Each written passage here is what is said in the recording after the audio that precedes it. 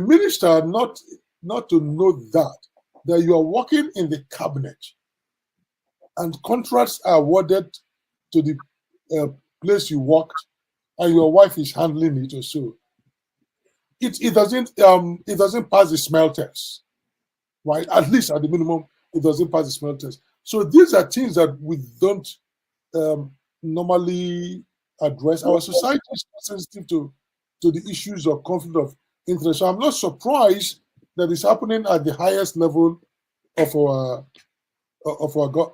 governance, right? And this is the country that we're in. People appoint their friends, their girlfriends, their boyfriends, their wives, their spouses, their children into positions, and that will benefit them financially. Right. So the conflict of interest thing is very endemic in Nigeria. Now, the argument they made in the case of Beta Edu, the argument was that Tunji Ojo was no longer running the company. In the case of the Chief Justice, the argument was that the brother was qualified. People who are defending Tinubu are saying that the son-in-law is well qualified to do the job. Why is it that people still don't get it? And how do we impact that knowledge to Nigerian society, where we know that executives send their driver to go and pick up their wife or pick up their children, drop their children off to school, something you can't do here? Okay, so well, people don't. If Tunji Ojo is no more running the company, but it still stands to benefit financially from the company. That's what conflict of interest is about. You're going to benefit financially, or there's some benefit going to you because his wife and him, by law, would file one tax form. It's a family wealth, so he's still benefiting from that. So the conflict of interest is not whether he's running it or not. It's going to you are benefiting from it, and so are you supposed to use your position to benefit from it? So once you define it that way, it's not whether you are running it or not, but do you stand to gain from the decisions you make as a public officer or as a corporate officer?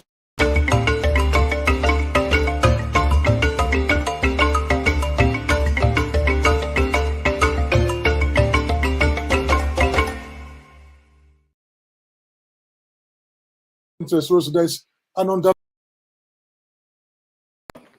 Welcome. It's Mother's Day in America. Happy Mother's Day to every mother out there. Mother's Day are so important that a Jewish proverb says, because God could not be everywhere, so he made mothers. In times of hardship, difficulties, and war, mothers endure the challenges of surviving the human condition, often brought about by man's inhumanity to man. The world today is experiencing such a time with a threat of greater devastation in the air. There is the new India-Pakistan conflict and the old Russia-Ukraine war. In Africa, there are ongoing conflicts in the Congo, Sudan, Libya, and many other countries. In Nigeria, bombs are dropping in towns and villages. IDP camps are cropping up and spreading, and refugees are on the move in Benue, Plateau, Northeast, Northwest, and North Central. Even in Eastern Nigeria, where the last declared war took place, killings and insecurity are so rampant that people have deserted some towns and villages, as they did during the Nigerian Biafran War of 1967 to 1970. It is 5:30 p.m. in Accra, Ghana, 6:30 p.m. in Lagos, Nigeria, and 1:30 p.m. in New York City. Wherever you're joining us from, welcome to another episode of 90 Minutes Africa. My name is Rudolph Okonkwo. My co-host, Chido Onoma, is on assignment. In his latest book, Songs of Childhood, Biafra War Memories, our guest today, Professor Nimi Wariboko, bears witness to what he and his Kalabari people went through during the Biafra Nigeria War. As we mark the Biafra Remembrance Month, and use the opportunity to x-ray Nigeria's increasing descent into more profound despair and wider insecurity. We bring a voice from the South-South to revisit how the war affected them and the lessons learned. Professor Wariboko is the Walter G. Muelder Professor of Social Ethics and the Director of the African Studies Center at the Pardee School of Global Studies, Boston University. He is the author of over 45 books spanning multiple disciplines. As part of Biafra Memorial Month, Professor Wariboko will discuss his latest book, Songs of Childhood, Biafra War Memories, exploring how the memories of Biafra resonate in today's Nigeria as the nation continues to struggle. Please join me in welcoming to the show Professor Nimi Wariboko. Professor Wariboko, welcome to the show. Yeah, thank you for having me, Dr. Rudolph Okonkwo. Thank you very much. Yeah, it's an honor to have you back. Welcome. The last time we saw you, Biden was still president. Francis was still Pope. The world has changed so much. So let's start from the new Pope. I know you're a Christian and you may not be a Catholic, but you watch what happens in Rome or the Vatican City. What do you think about the new Pope? I think it's a very good choice. The conclave made a choice that it felt it's good for the Catholic Church worldwide. So I would give to that. And a little bit about the history of this Pope. It shows that it's somebody who cares about the poor.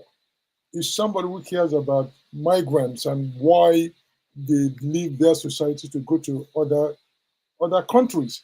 So in that sense, it's going to bring that kind of sensitivity to human dignity, human worth, human flourishing, and for the poor to that office, if we are to rely on his pedigree. So I really applaud the choice made by the conclave. There were issues that came up as the process was going on, and the choice being that he's an American, which is the first time people thought it wasn't possible. And then there was this other thing that he was has connection with Peru, where he served, and they trace his family history. They even got up to Haiti. So he is someone that represents more than just an American priest that is now going to lead a church of 1.4 billion. I wanted to address the issue that when he was in Peru, he was considered a different kind of Catholic priest. He believed in being a missionary, not just traditional priest. He believes in social justice, which is common with Catholic priests from Latin America. Does that show a sign that the Catholic Church will be going towards what they call the progressive wing, or do you think it's going to be conservative, going back to what it used to be before Francis? First of all, just a minor point, he's not the first American Pope. Oh. He is the second American Pope. Who was the first? Francis is one. Because, you see, other part of America complain that, like if somebody is saying, if Africa is not one country, so America is two continents, right? So if you're a Canadian or Brazilian, or Mexico, they keep saying, wait a minute, are we not Americans, right? So I've been made aware of it long time ago that one should be very careful to ascribe the name American to only the United States, because Mexico is American, Brazil is American, Canada is American, right? So in that sense, is the second American Pope, But generally people use the word America to refer to United States, but it's just like saying Nigeria is Africa. Nigeria is one of the countries in Africa. The same way, America is one of the countries in North American continent, and one in the North and South American continent. So they all go by the name, just like Britain is Europeans, Spain, Portugal, they're Europeans. It's in that sense. But I understand why people say it's the first American Pope instead of the first Pope from the United States. So having said that, and I've seen the stories about his ancestry going back to Louisiana, the Creole, and stuff. So that doesn't surprise me, because there is a lot of intermarriages or so. And I know in the United States, I have friends, white friends, who obviously are white, but in the privacy, they will tell you that they have African ancestry. Because America was a situation where there was a process called passing. There are people who have black ancestry would not talk about it so they can pass as white. So I'm not saying that's what his ancestors did, but so sometimes people in Nigeria or Africans are surprised. Oh, how could somebody look this way? And you are saying he has an African blood? Because in America it was 1/6, right? So 1/16. So if you have a drop of black blood, then you are black. It doesn't matter how you look, right? So in they used to do that, and it will take you 1/6. If you go, it will take you hundreds of years. Once you've mixed with black, if you like, look as white as you can, if they can show that that you are black. So people in Africa need to understand why Americans may even, if the story is true that he has those black ancestry, they will call him a black person. But obviously, it doesn't look phenotypically black. So that's it. But it's if you look at what he's been doing when Francis was alive, and Peru, he was a kind of bishop that was closer to the people. He cared about the people, not so much for the office. He cared about the people, and if you see some of the twists that he had before he became the Pope, he was in support of migration, kind of open borders, at least treating migrants with some kind of dignity and human worth, right? So he was that kind of person, and so people expect him to lean towards the side of Francis, but not to be a clone of Francis, because already the first mass he had, he didn't wear the typical red loafers, which Francis also did in his first mass after the day it was announced. He wore a black, just like Francis. So it's a pope that we expect to reject living in a very ostentatious, wealthy way. But how well is going to follow Francis' steps, we don't know at this time. But one could make a bet that it's not going to be a very conservative pope. It's going to be somewhere between Francis and the old conservatism. That is where we expect him to be. And also another thing I said is also a very American pope in that sense, that he also has dual nationality.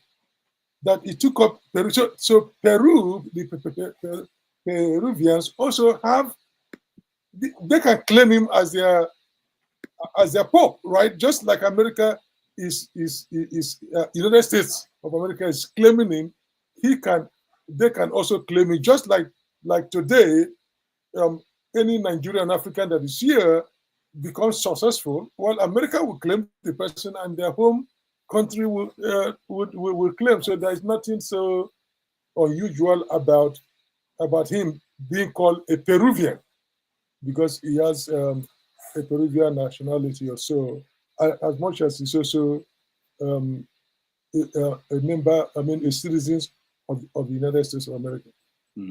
Now, I'm talking about America and the government of America. There are already people who are saying that that the new pope is anti-Trump. He voted in the Republican primaries for many years, but when Trump became president, he stopped voting.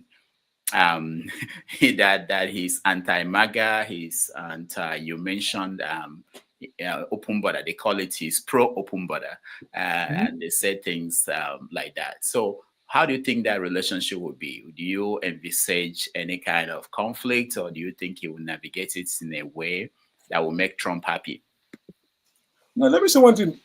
the new Pope is not anti-Trump, and it's not anti-United States government. He's not anti-anybody. He's pro-Christ. He's pro-supporting the poor, just like Christ said, the least of these ones.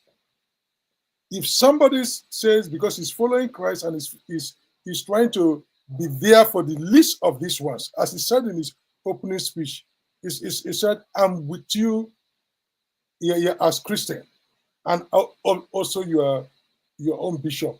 So if people then interpret that to mean that he's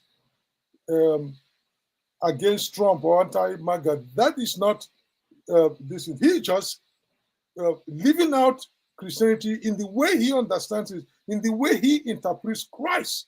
And so we should make that clear. And this is the same point that James Baldwin was making in the 60s. He said, when I criticize America, he said, I'm not anti-America because I love America and I want it to succeed. So when the Pope of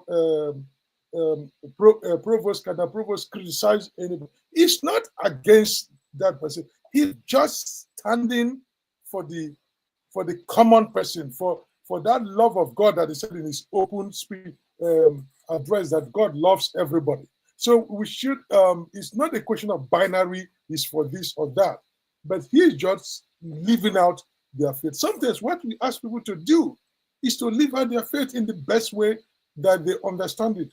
Obviously, somebody who doesn't believe in those same principles of Christianity would think that you are against them, and they will quickly jump to that. In a world where if you are powerful and you stand up for the poor, the marginalized, the oppressed, and people see that as against government, and people don't see that as being on the side of Christ, then I think there is something wrong with the way we understand Christianity.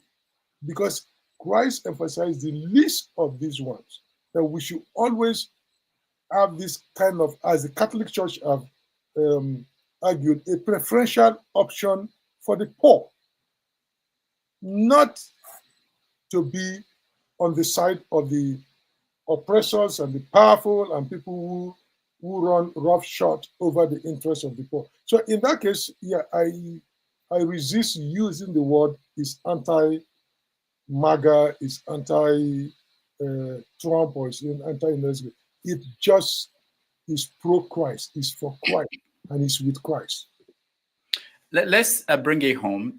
During the burial of the last Pope, we got to see how he lived his life and how he didn't show any interest in the flamboyant possibilities as Pope.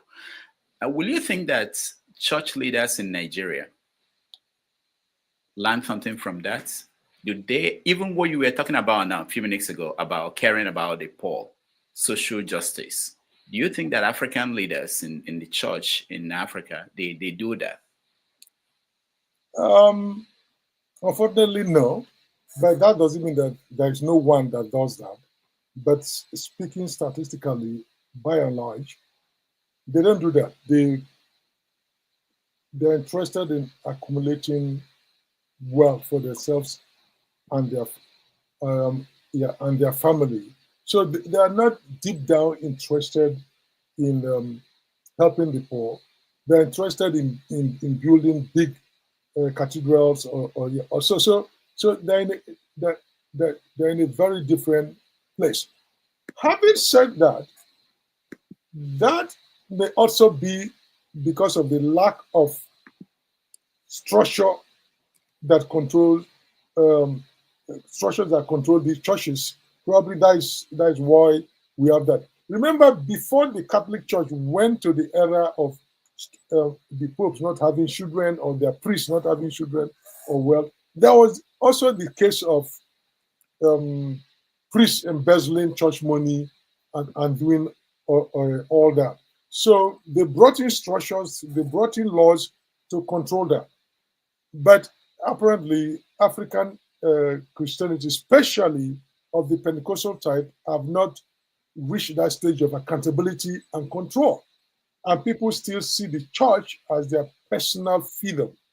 And as long as they see the church as their personal freedom and they see themselves as kings and queens, then what do you expect? They are law unto themselves. They can decide the exception. The average African pastor, especially of the Pentecostal type, is not really a pastor.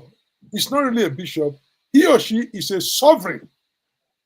And the German philosopher Carl Schmitt had a unique definition of who is a sovereign. He said a sovereign is the one who decides the exception. So they can make law, but they will say the law doesn't apply to them. So they take themselves to be above any law or any standard. So they, in a sense, they are sovereign. That's why you have a denomination, and the head of the denomination will make a law that if you are 70, 75, 65, 80, every pastor should retire. But he or she has passed that age and doesn't retire. The only way you explain that bishop, that pastor, that overseer sees his as a sovereign who is above, because a sovereign is the one who decides the exception. So they decide the exception. They can say, I want to use church tithe for my personal stuff. It's okay. I want to use it to build a church. It's okay. No one is there to challenge them. So in a sense, they are not pastors. They are sovereign. But in the Catholic Church, the Pope is not a sovereign. He's subject, although he's the head, he's respected heavily, but he's subject to the rules and tradition of the Catholic Church. We are looking at the new church, the new, what is it called? I don't know what it's called. Stadium built by, I think this is from Oedebo, the Winners Chapel that will be opened sometime this year. Is it the Ark of God? The Ark, yeah. I think it's the new structure, the Ark. Do you think that 2000, maybe, okay, let me be 2000, no, let's say 200 years from now, that it would be like the Vatican, that people would be going there, tourists would be going there to look at what he accomplished? Do you get a sense that that was what will happen? Well, if that happens, that would be great. There'll be any money for the country then, tourist stuff, right? People will come in and fly to the country. It's going to boost the economy of the country as much as it can do. But that commentary itself is a sad one. First is that, well, it's not going to be like the Vatican, because the Vatican is part of an organized structure globally. But Pentecostalism is not given to that kind of organization. Also. So that is an issue. But if it's there and it becomes of historical value, sure, it will attract people. In the same way, if you go to Rhode Island, where the Rockefellers and the co used to have their great mansions, no one is living there. They go there, and people go to Rhode Island to see it. So it becomes a tourist attraction. Sure, it might do that, but will it become the Vatican? No, that era is past, where we had one Catholic church, and the word Catholic means global, worldwide, and then it began that way, and it has that historical significance.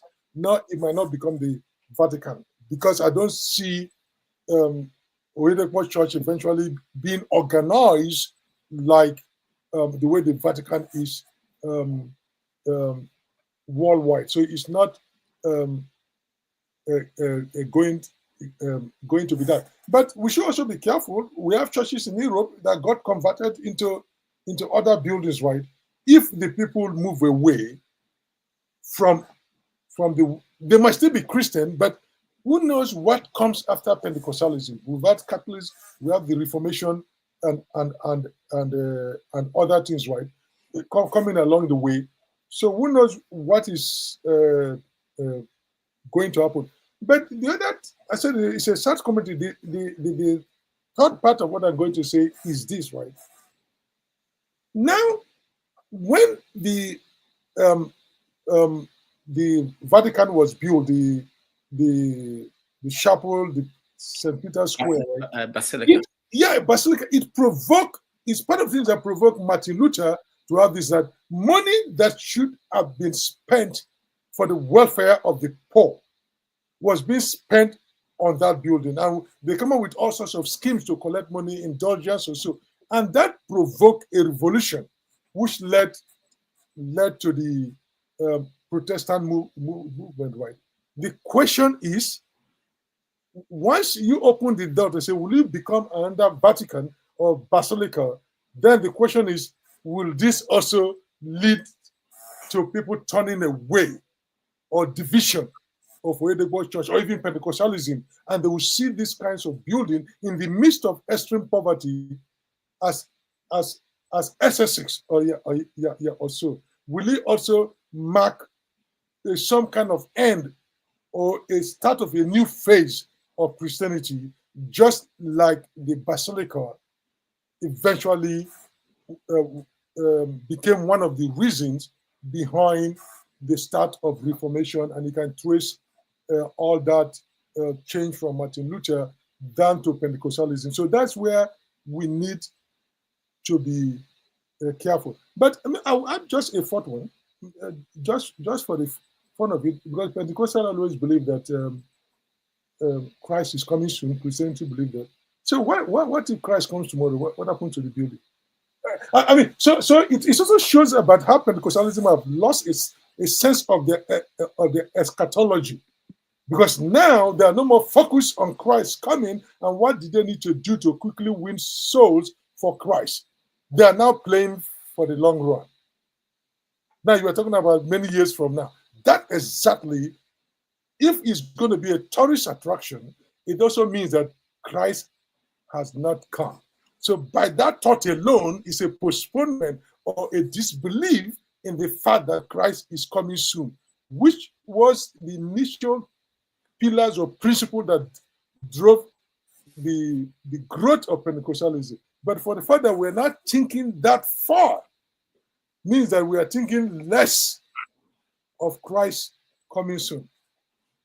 I know you have a long history with the Pentecostal establishment in Nigeria. I wanted to know, just while you were talking, this thought came to me. Benson Idahosa, whatever happened to his church? He's still, the church is there. It's led by his wife. He's still going on. I don't know much detail about it. I recently Dr. Toan he wrote a book on the woman and the gender issues there. The church is there. But was I expecting it to be a leading force after the death of the man? No. Or do I expect Pentecostalism to be a leading force about Christianity years from now if Christ tarries? No. Because there is this principle or historical practice in Christianity, which Andrew Walls shows that Christianity has a habit, through the power of the Holy Spirit, of living wherever it is hottest and appearing suddenly somewhere at the margins. And the margin eventually will become the new center. So Andrew Walls traced it this way. Christianity started in Jerusalem, it went to Antioch, it went to Rome, and you could see that. And then the hottest part was in the Britain, Ireland, all those places. And then it died down there. It popped up in America. America at some point was the hottest place for Christianity. Now we see it going down in America. I mean, America being the United States of America, and it's now happening in the Southern Hemisphere. The gravity of Christianity keep changing. But if you look at Islam, by and large, the original founding place of Islam, Saudi Arabia, that place, that is still very much a Muslim place. You can't say that about Israel today, about the Jews. In the same way, you go to Hindu, is still operating there. But Christianity has a way that when we think it is hottest and strongest in one location, the Holy Spirit has this habit, demonstrated over 2,000 years, of popping up in a new location. The margin to the center, the periphery to the center of Christianity eventually becomes the new center, and that new center will have this periphery. So you could see geographically and spatially that has played out for over 2,000 years. And denominationally, you could also see, even if you take United States for instance, when it started, it was the Puritans, right?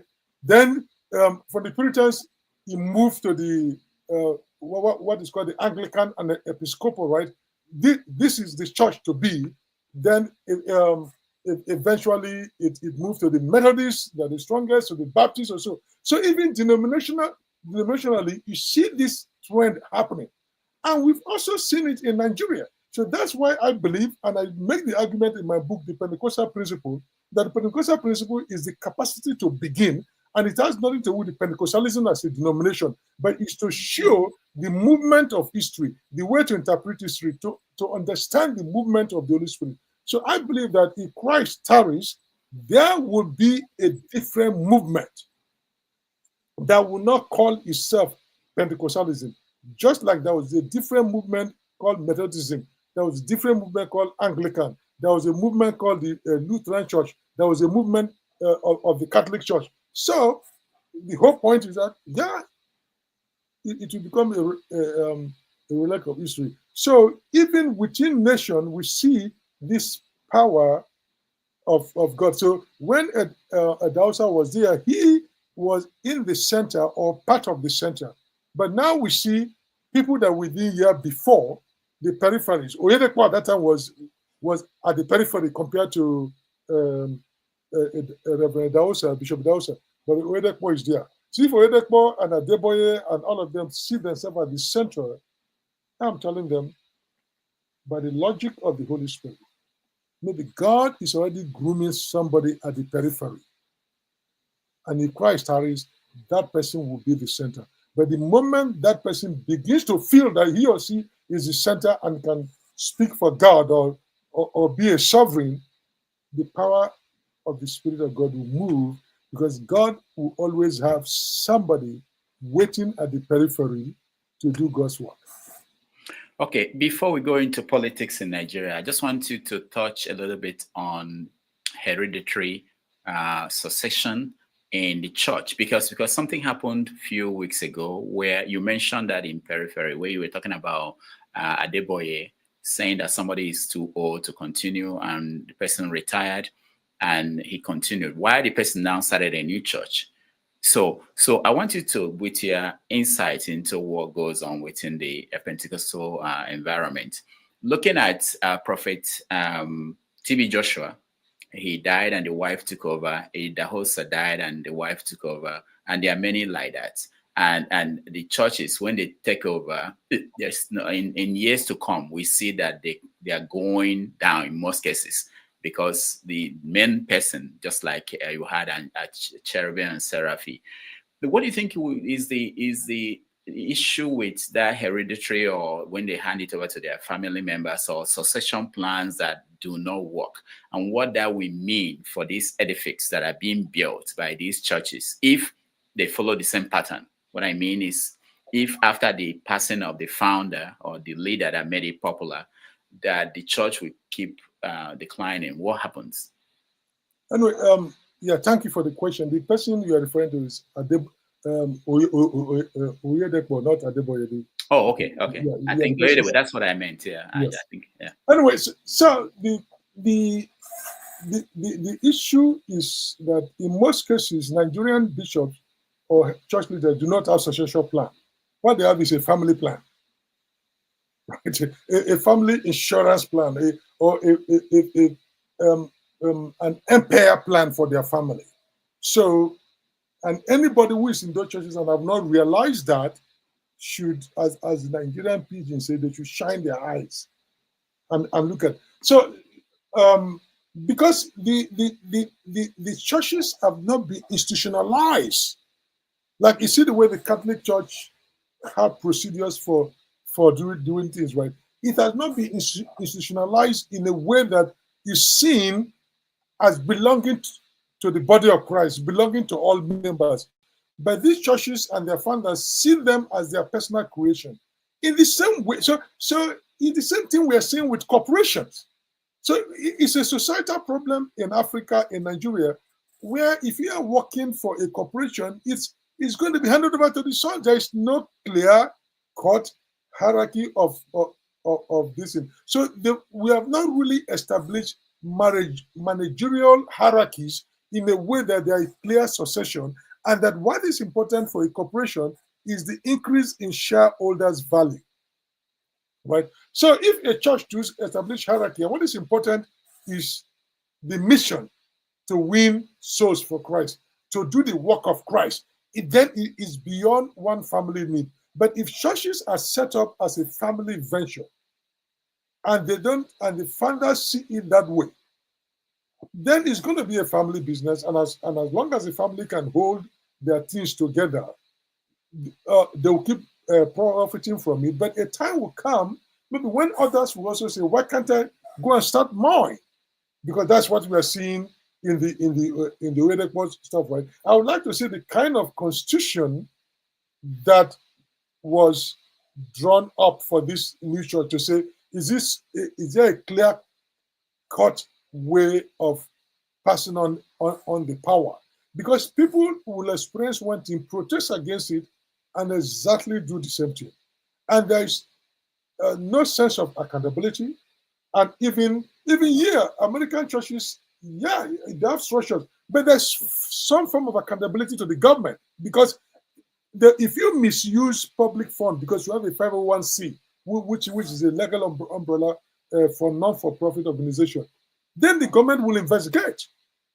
But in Nigeria, in Africa, we don't have that in many countries. So people do what they want. So it's a personal business. There is no accountability. You cannot talk to anybody. And then their children will look down on the pastors working for the church, call them all sorts of names, as if they are working for their parents or for their daddies or so. So there is a problem. The church, just like the corporation, the mom and pop corporation, the individual single proprietorship corporation, that's what the churches are in a place like Nigeria. And so people are working for the families.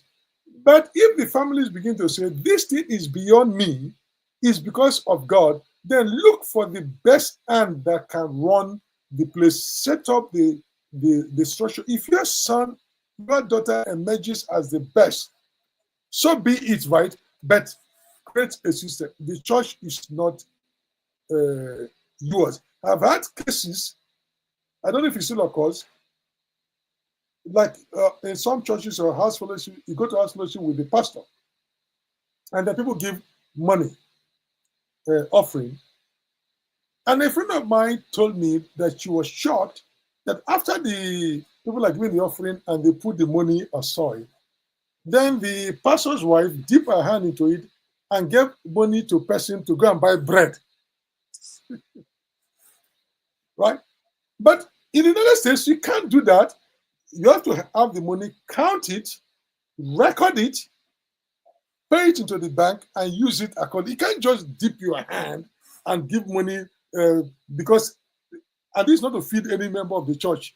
They needed to drink tea and some bread. Just as I beg, go outside, go buy bread. Easy. And this one said she was shocked that she initially thought that the offering money was for God. So it's maybe somehow God. But then and then, the whole thing was demarked when she saw the pastor's wife put her hand and just gave a small girl. I better go outside and buy bread, make it shop for you.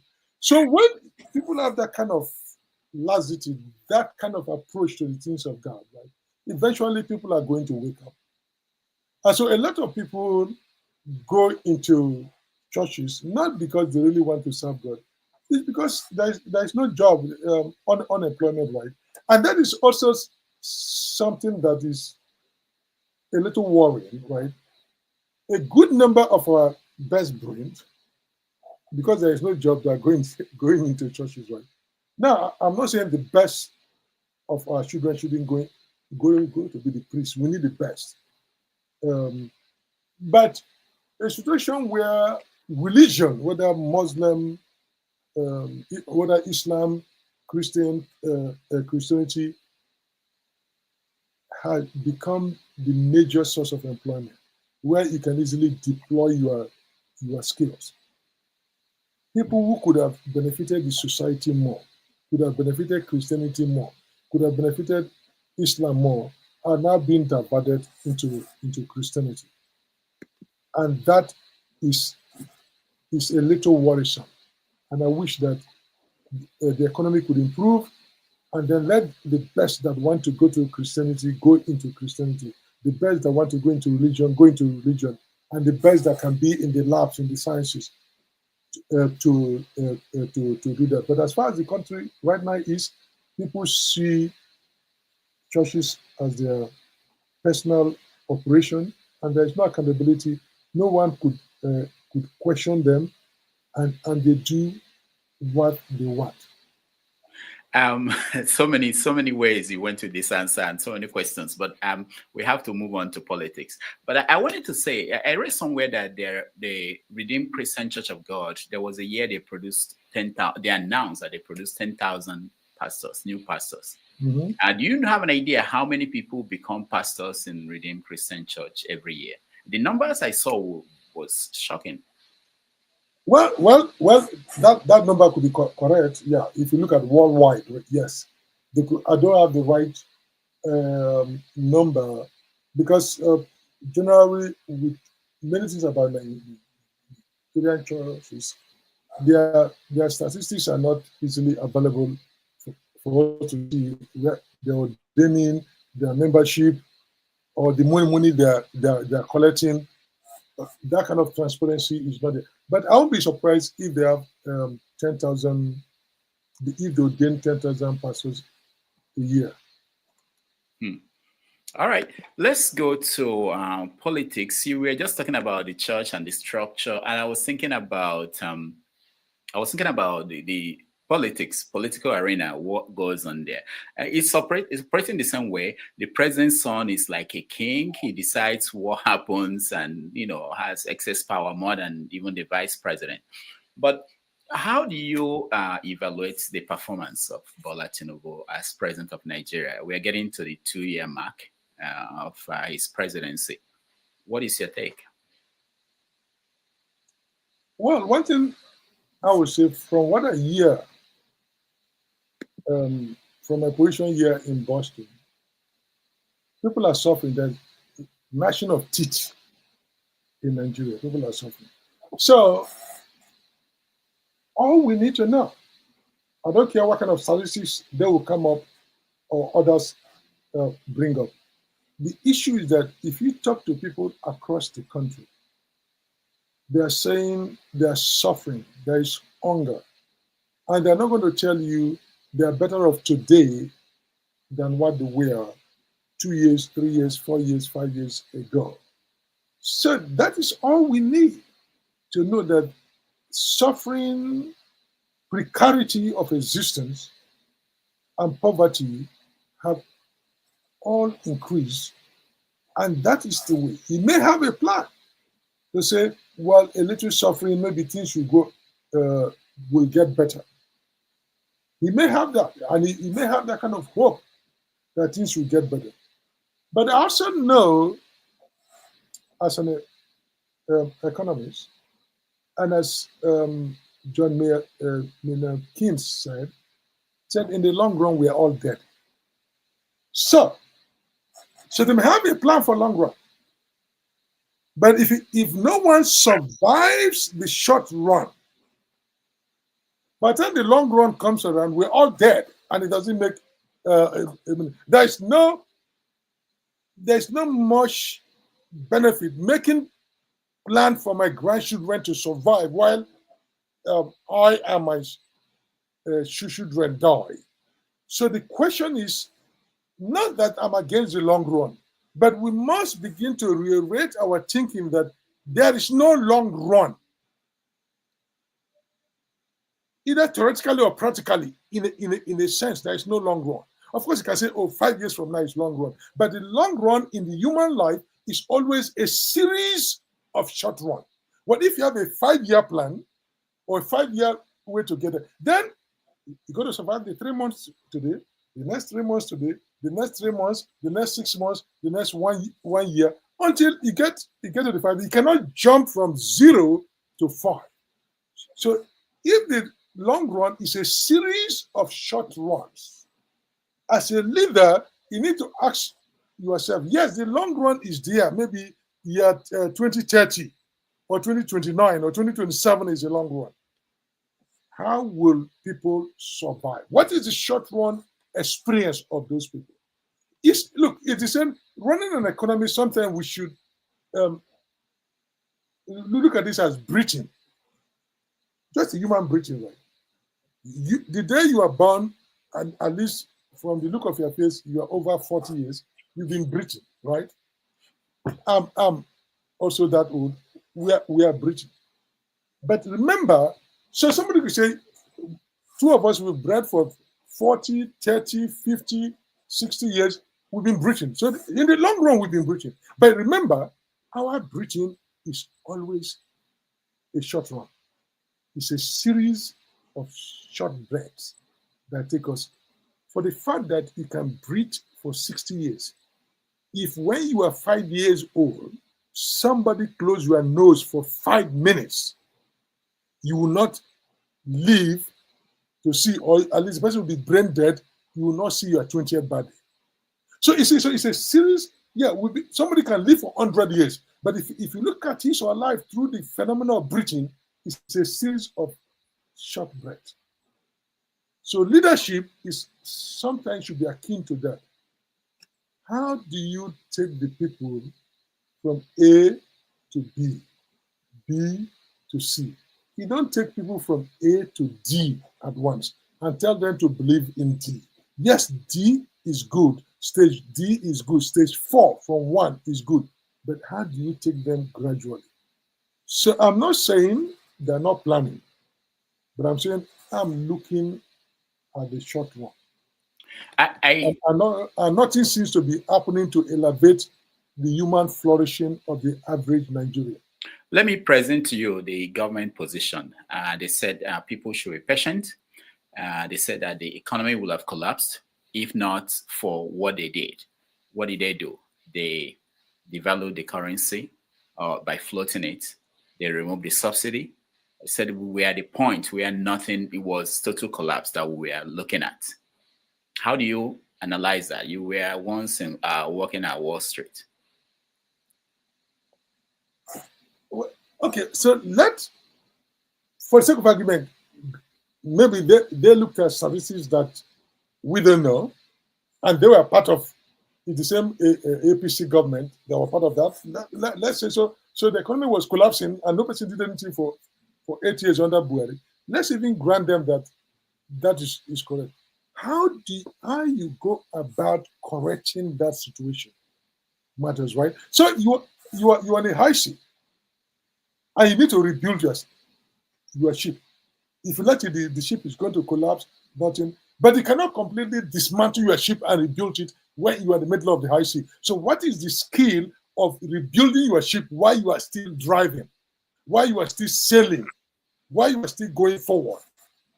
So do you just take out planks or a sheet of metal and let it collapse? Or do you say, let me poison the people in the ship to make it lighter? So that is the skill. Well, if you are going to repair the sinking ship, the economy, the ship is made to carry the people. The people are not made to carry the ship forward. So the question is, no matter their starting point, if you make policy and people are suffering and you do not make adequate arrangement for their well-being while you repair the ship, that doesn't make you a great leader. I'm sorry. So grant them. But so at the end of the day, you've now come to see that people are suffering. What do you do to ameliorate that suffering?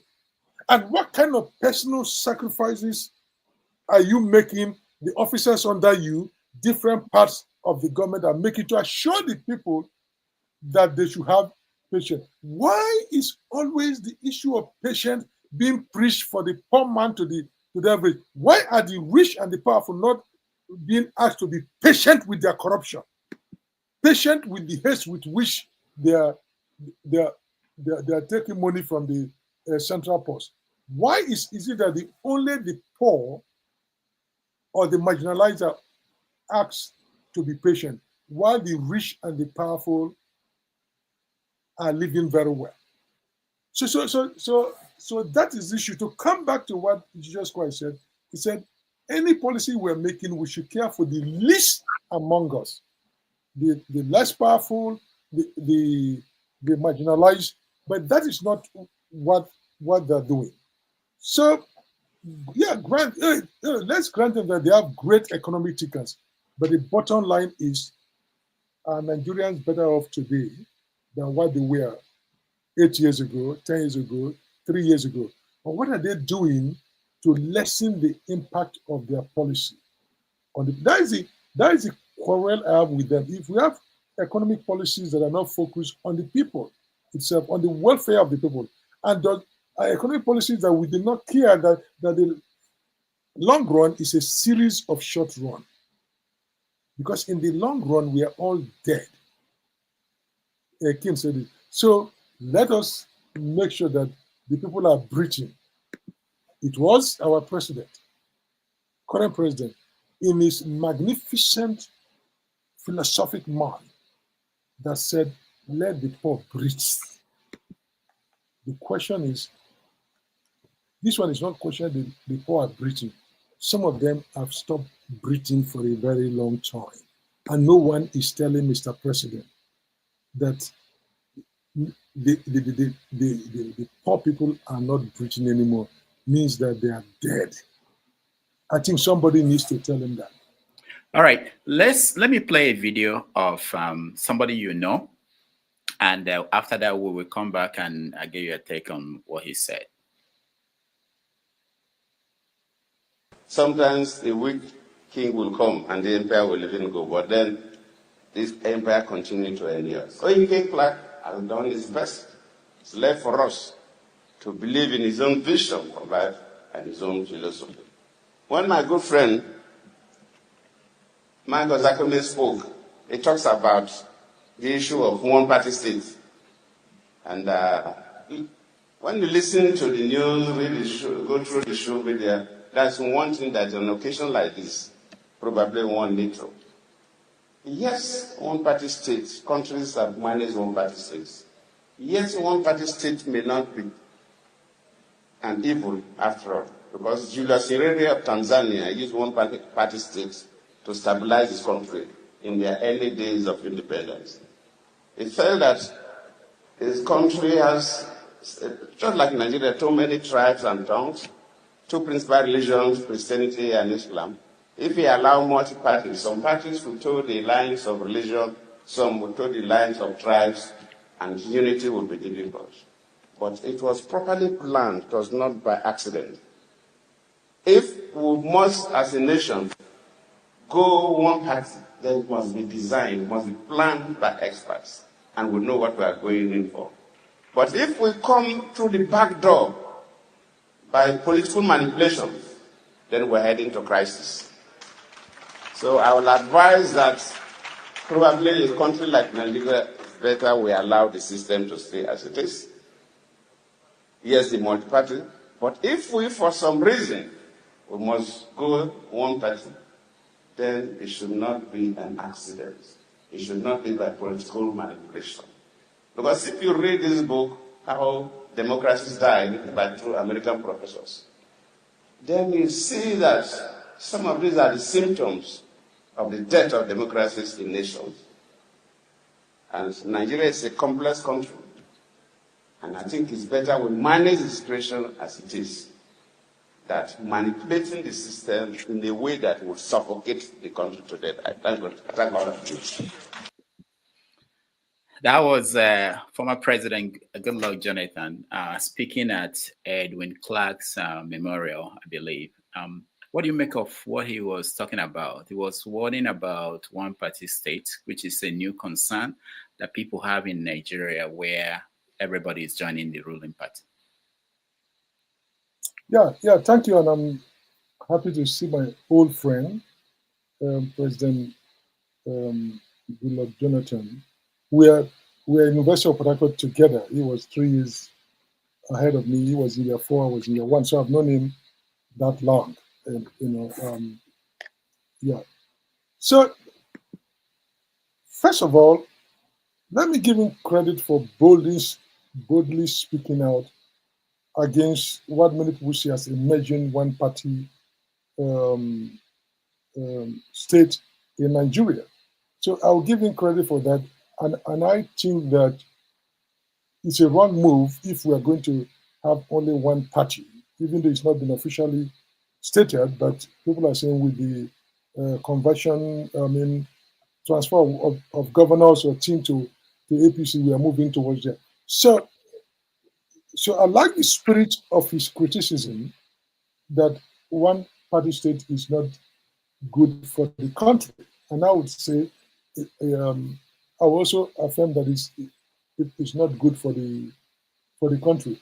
But I would like to have two pushback. The idea that today they're holding up Julius Nyerere, that because he had one party state, I don't think that's what the historical facts say. It did not just make a lot of sense.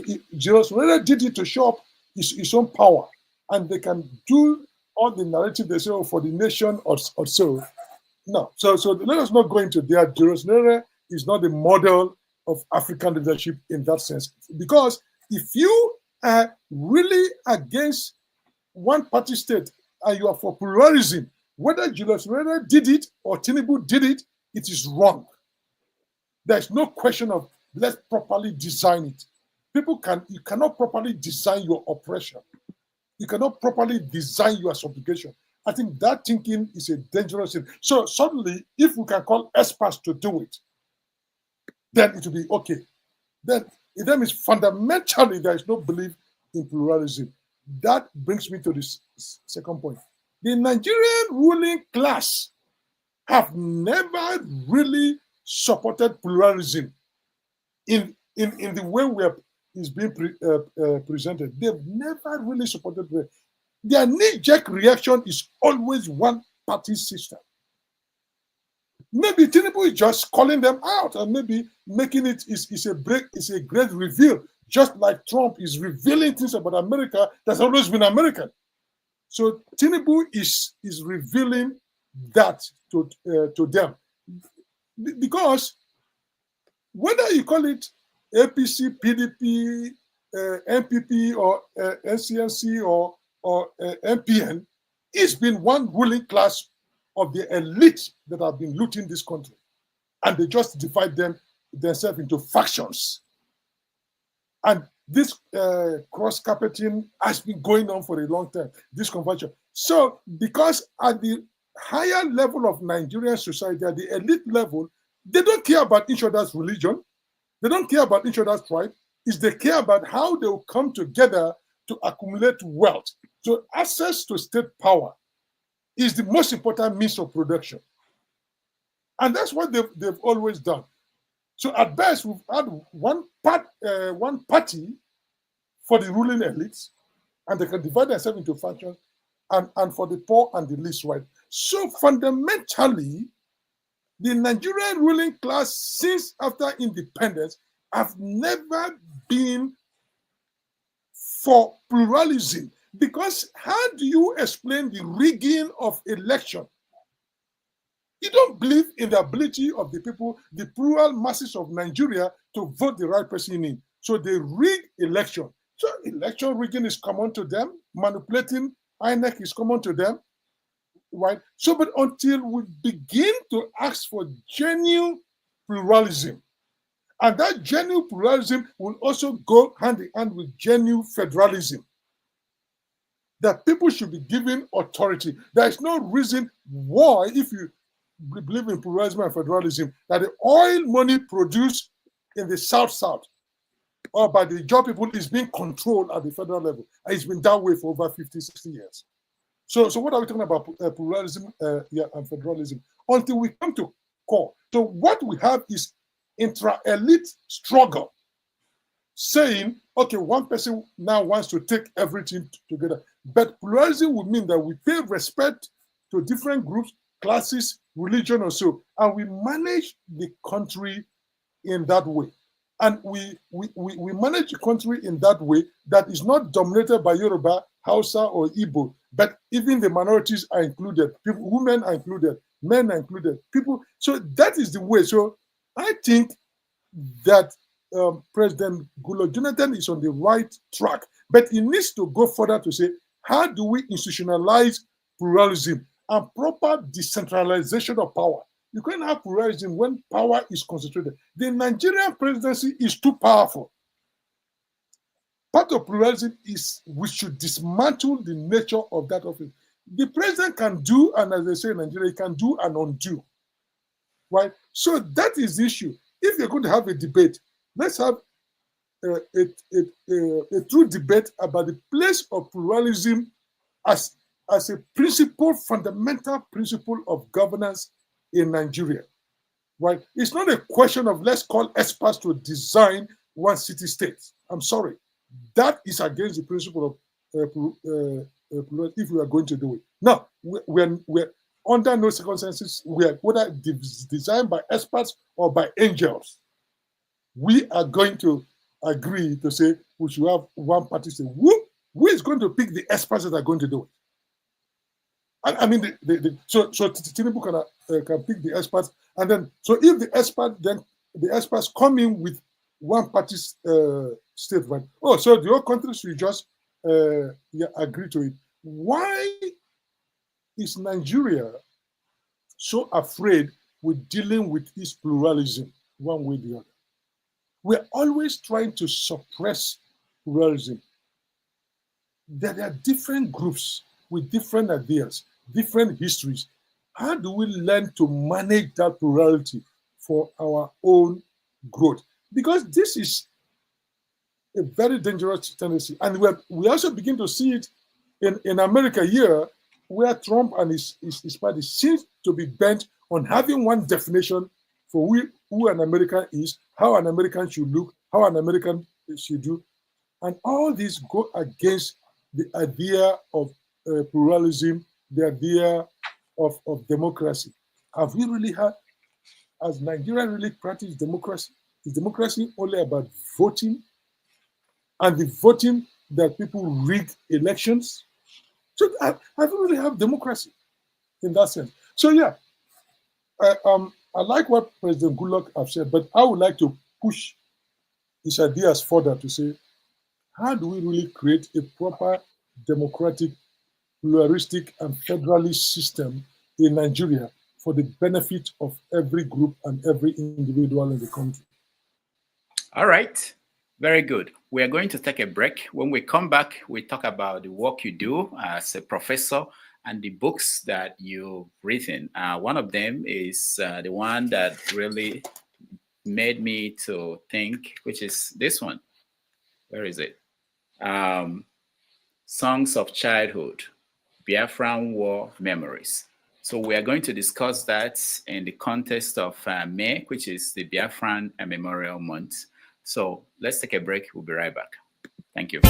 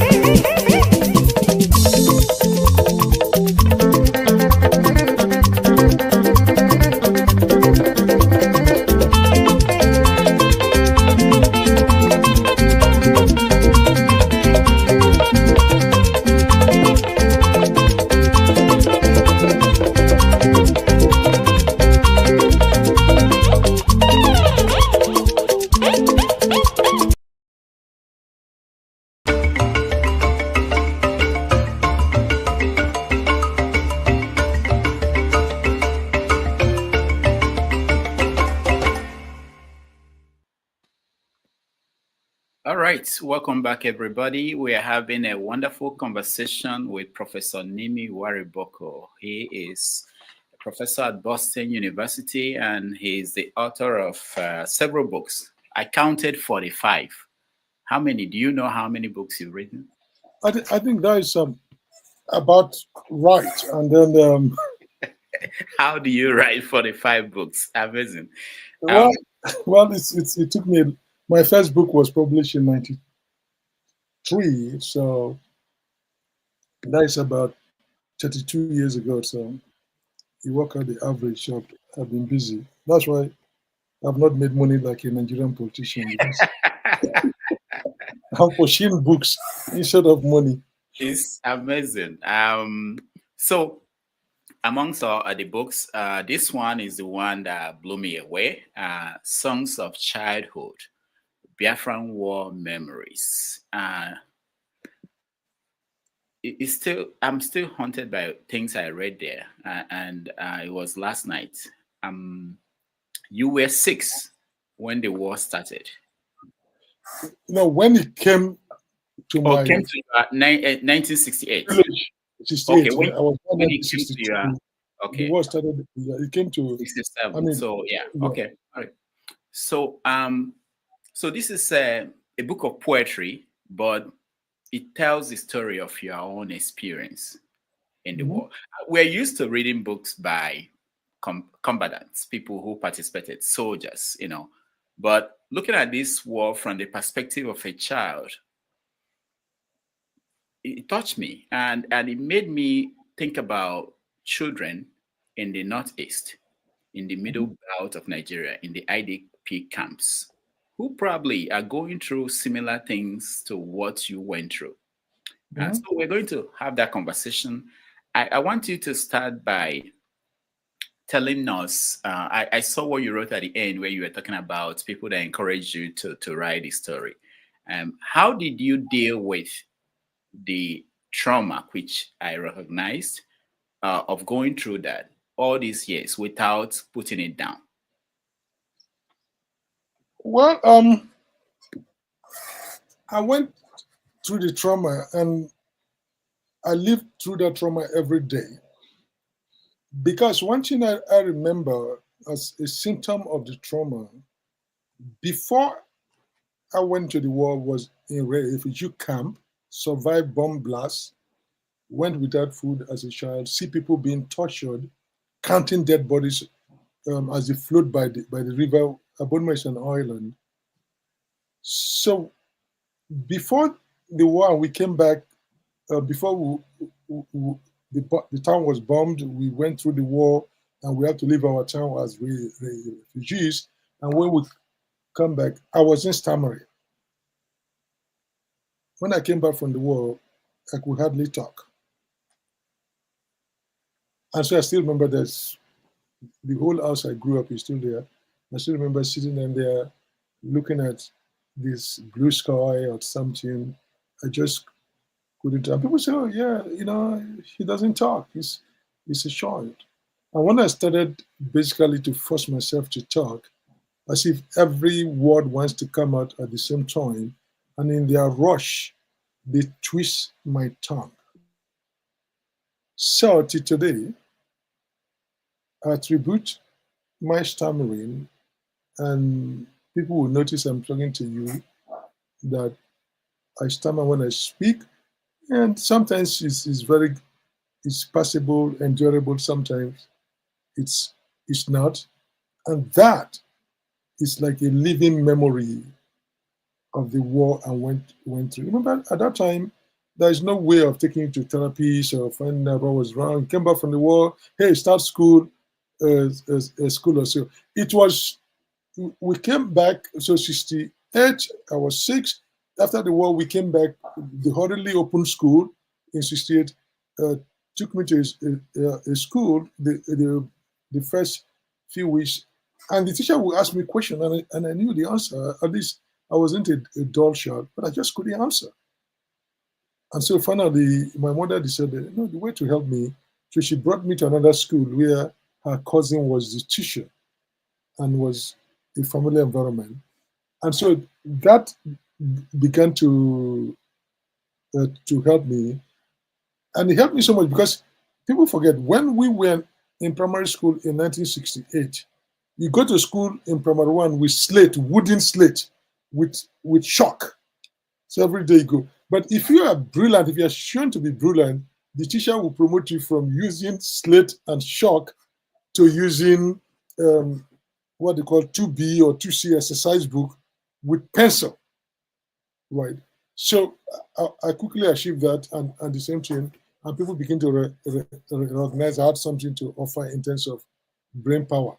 So that was one way of dealing with it. You just deal with it, and the war is discussed. You go on with your life. You are just trying to survive as a kid, enjoying yourself, and as much as you can.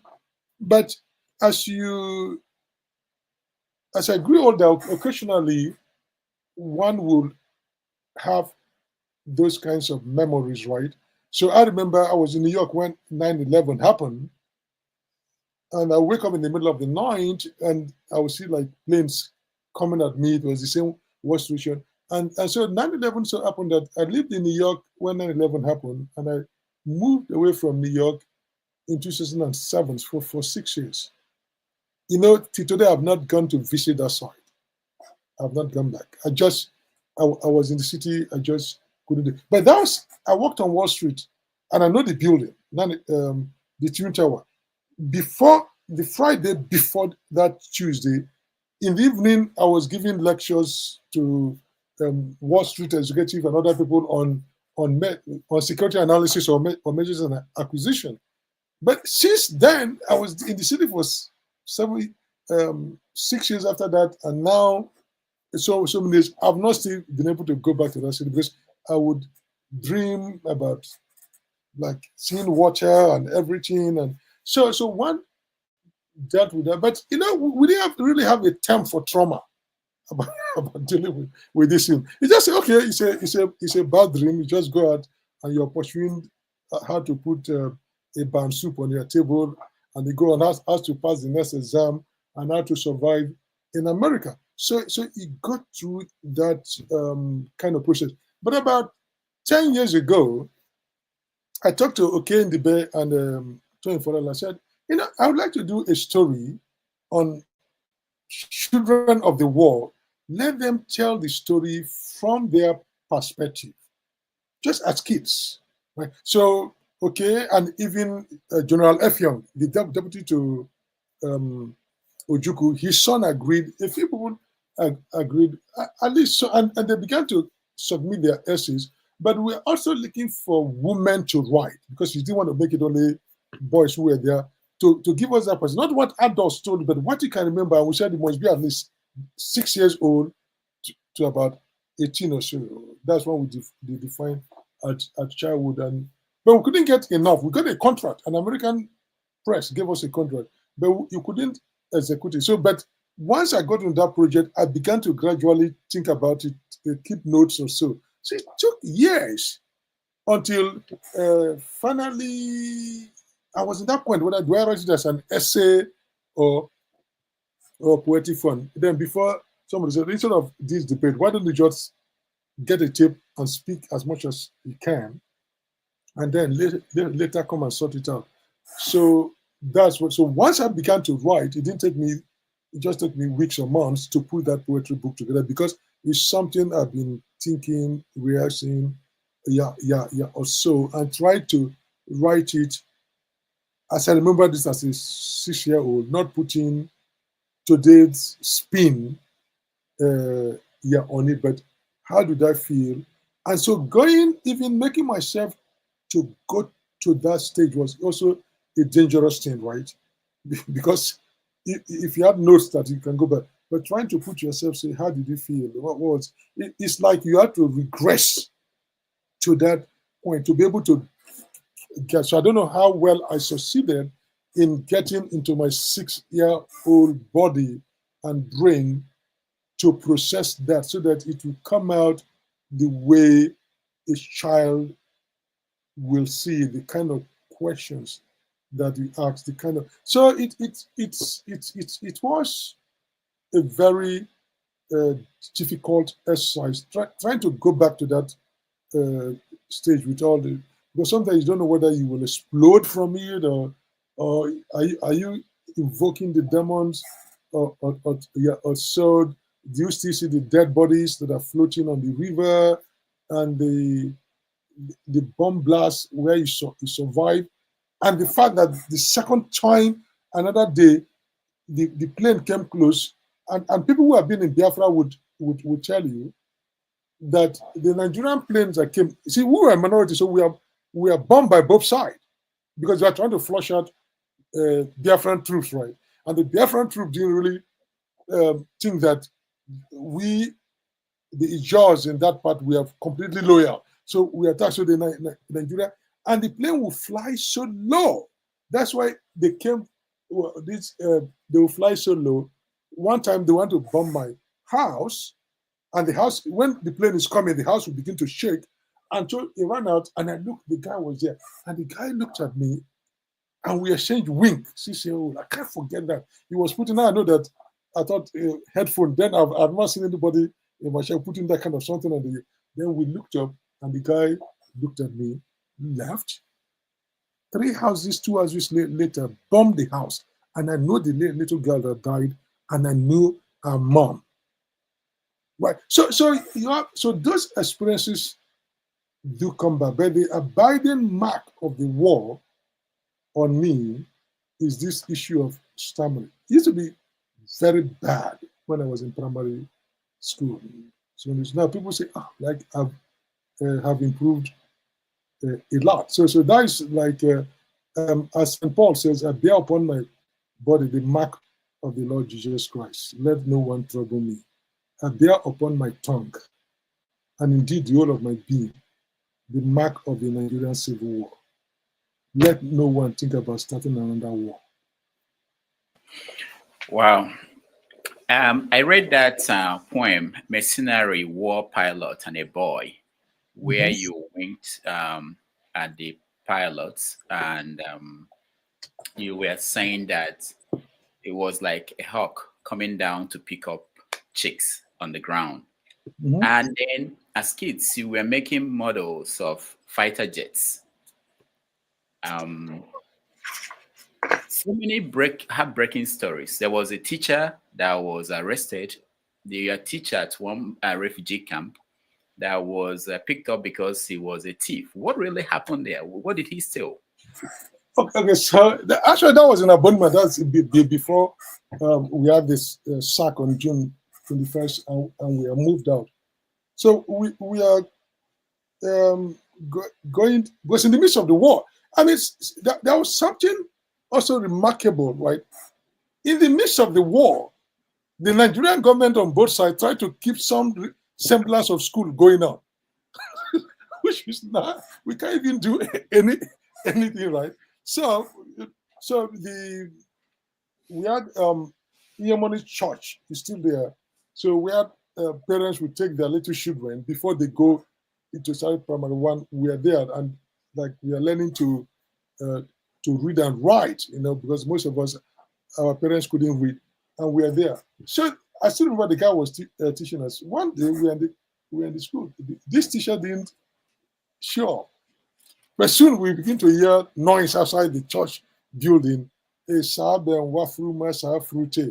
the teacher that told us we should not steal have stolen. So we came out. They roughed the guy up, and then school was dismissed because it's only one class school. No, it was not just for kids. And we went back home, and I think we didn't come back, and then the war actually caught up with us or so, and the war caught up with us in that sense. But that's 6-year-old, we are just told, I still remember the song, right? It was like you go home singing about it, and you don't know. But you understand the language. They said the teacher that told us not to steal has been caught stealing. So they roughed him up. But after the war, I saw the guy still in our town, walking around, and people have forgotten about that. But that's all. So all sorts of things were happening in the war. Like one day you have some respite, the next day there's a bomb, or the next day somebody has spied on you, or reported it to Biafra or to Nigeria, depending on who was in charge of the town. And something happened. Is like the war brought out both the good, the bad, and the ugly. On the side of the Ijaws, the Biafran soldiers, whether they're Igbos or not, and on the Nigerian side. But on the Ijaw side, and the people in Abonima, the people in Kalabari, what happens is that after the war, sometimes that is when the community went into the deepest level of bestiality and revenge. It was terrible, because after when the Nigerian side won, your neighbor that does not like you, your neighbor that did not like you during the war, will report you to the Nigerian soldiers and say you are a Biafra supporter. They will lead you out and shoot you by the river, or tie a piece of 18x9 block to your neck and push you into the river. Or and remember, those who were doing this and doing the killings were the indigenous of the town. The Igbos have left. The Biafra soldiers have left. So you see what war does? People now, the community was broken from inside out and would begin to attack. It took time for that to settle down. So even when the war has technically moved away, we are no more a war front, a theater of war, people were reporting on their sisters, on their brothers. And the truth of the matter is that the community was divided by and large. There are people, the Kalabari Job people that supported Biafra, the others that supported the Nigerian cause.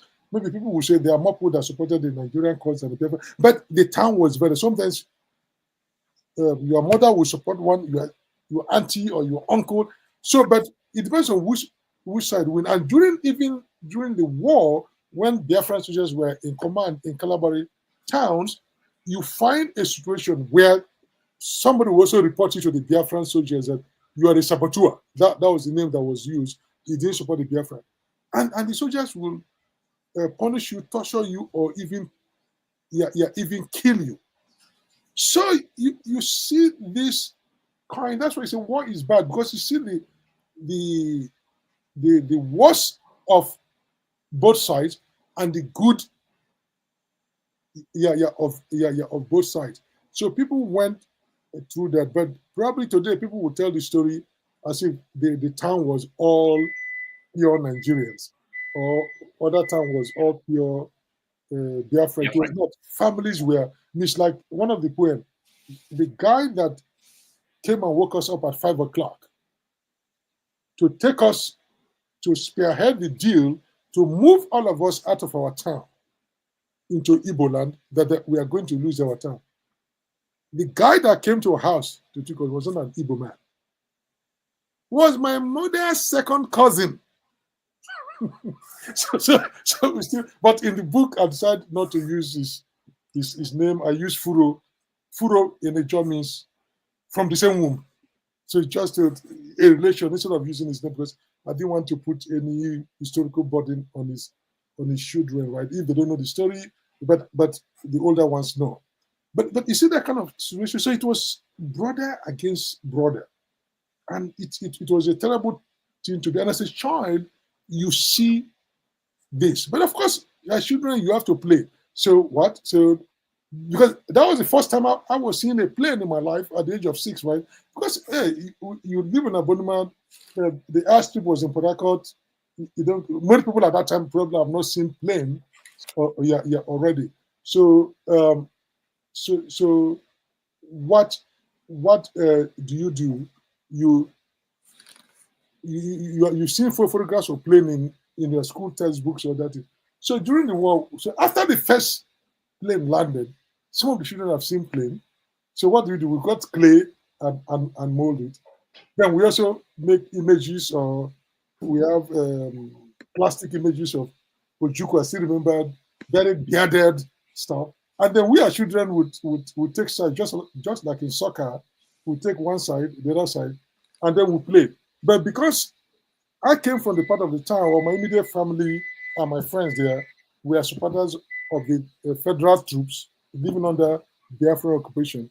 Of course, so we know how the elders talk about this. So Gowan will always win. We'll bought the clay, something, or the two plane, and the children will take cover, will do all the things that we do, and then Gowan will lose.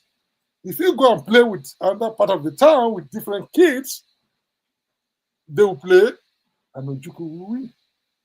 So this is how you wrote that part. Playing war. You wrote the war ends quickly. Ojukwu always loses. You can't complain. The adults tell us Ojukwu is the bad man. They say Biafra wants to kill us, bomb our island into the Atlantic Ocean. When I read this part, we were talking about the war is over. I didn't know you were talking about yourself. He said that the war went away with his word, and with the absence, his tongue twisted, then silence. It was really touching. I will ask you to read Memories of Girl and Boy at War. I know we didn't discuss this before.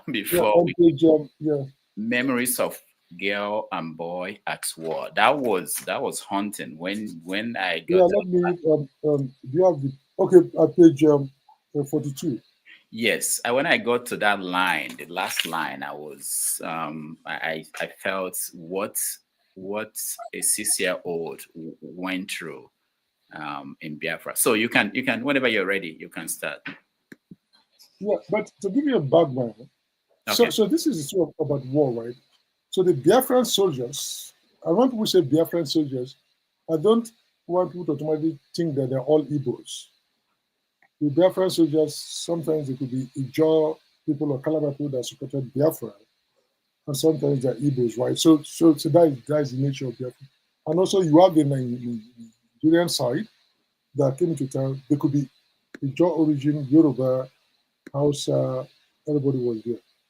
But the term used is when you grew up as an adult, you understand what they're talking about. The term used for raping girls, seizing girls, they don't use the word rape, they say capture. If you talk to people who went through the women, they will say it was capture. So when you are as a child at the company, they come and announce that they've captured so and so, your cousin or your so. It doesn't this. That's why the word that the adult use. Because when soldiers captured a girl, a young girl, and they take her to their barracks or their quarters, wherever they're staying, and keep her there overnight or so. Now you could fill up the imagination. But you as a child, probably 6-year-old, you don't know. You just say, "Oh, they captured," because of course sometimes they release those that they capture, the men. Sometimes they force them into the army. Sometimes we don't see them. Sometimes if the soldiers are traveling, they will travel with this girl. But as a child, he didn't really figure out what that capture meant. Because of course, when even they capture a guy, they'll say capture. But when you use it for girls, it was kind of a metaphor for the brutal rape of girls. So at that time, so it didn't happen. I was talking to a cousin like that. Okay, so let me read. I said, cousin, what should be done to the Biafran soldiers who captured you? I'm dead. Sister, what should be done to the Nigerian soldiers who captured you? I am dead. Why do you keep saying you are dead? I don't know. Do they hurt you? I can't say. How many of them were in the room? I didn't count. Why are you crying? I don't know. Grandma said you cut your wrist yesterday. I can't remember. How do you feel today? Sick. The elder said you should forget what happened to you. Impossible. How so?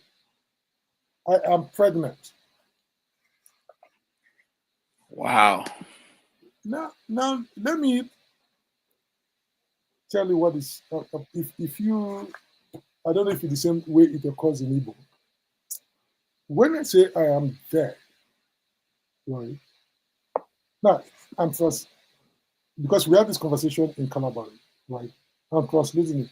So in Calabar, when you are devastated, you just say, Afite, I'm dead. So because if somebody is reading, we say, why is a dead woman talking to me? She's not a ghost.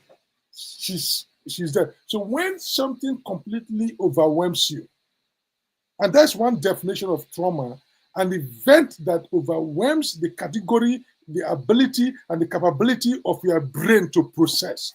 You say you are dead. Say afite.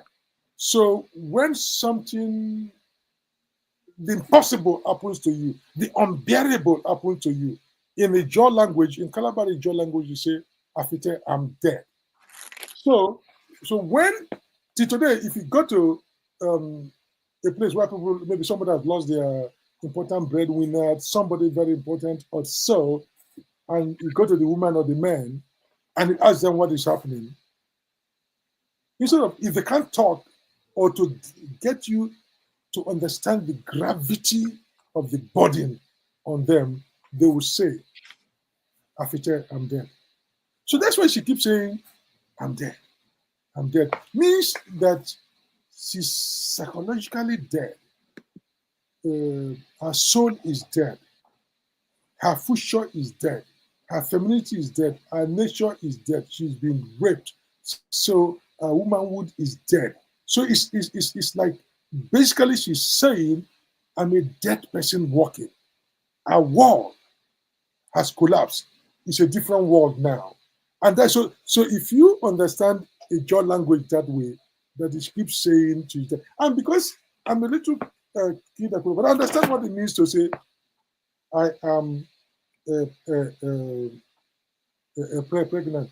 Because the elders are saying, forget about it. She said, How do you forget about something when you missed your period, right? You're going to. And I grew up, I know children, by the time I'm growing up, who were products of such rape. They still exist in our community. They answer the last name of their mother's father now. We know children that went through that. Their fathers were never found, or their fathers too died in the war. All that the mother knows is that, oh, that man was an Hausa man, was a Yoruba man, was an Igbo man. No clue, no way to find that. And some of those women too either died in pregnancy or the children died. But it was a traumatic moment, and that is what that conversation and I try as much as possible to go into that mood I was to get it and to be able to translate the Ijaw conversation, Ijaw language conversation, in a way that somebody will capture. That's why I keep saying I'm there, because that's the way in the language you put something that overwhelms your history and everything. Yeah, I wanted to say it's the same thing in Igbo. Okay. People say the same thing, I'm dead, when something beyond you is happening to you. Now, in War Survivor, you talked about minorities waiting for justice. What is justice for you? What will be justice? What would be justice for me, at least, is in three parts.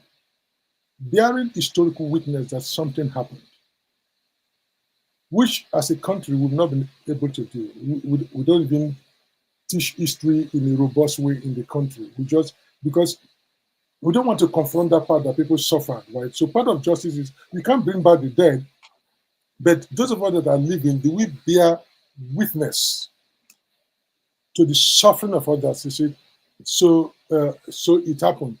That is one. Generally, for everybody that was involved in the world, whether they're the Igbos, the other minorities in River State, the Cross River, Akwa Ibom, and other parts of the country, do we bear witness to say people really went through this horrific thing? And how do we recognize that and deal with that and say it shouldn't happen? So that is one thing. And so that's generally for everybody. But for the Ijaw minorities or so, how do we make people believe that they also suffered and suffered tremendously? Because I've been giving talks on these interviews on radio or universities, and Nigerians who are even over 60 years old will say, we never knew that Ijaw suffered that. They thought the Eastern Nigeria was only Igbo. I said, no, Eastern Nigeria, very Igbo. There are other people there, and the minority suffered sometimes because both the Biafran side and the Nigerian side will attack them. And people just don't know. And oftentimes after the war, just like I told you, people continue suffering because the communities turned against themselves. Like they were gutted out, and therefore they begin to eat themselves. It was a cancer. A cancer is when a cell begins to eat other cells up in a cell. So that kind of recognition, and then probably that is not a question of people easily say, oh, we suffered more, you suffered more. So suffering is not something you put on a comparative basis because you can't feel other person's pain. You can only acknowledge that somebody had pain. But that feeling that it suffered. But at another level, like I hear the stories being told by my Igbo brothers and sisters. Most of them that even tell this story do not even acknowledge that the minority like Ijaw were part of the Eastern Nigeria and suffered the brutality of the war, and that recognition, and then finally the recognition that people are different in different parts of the country.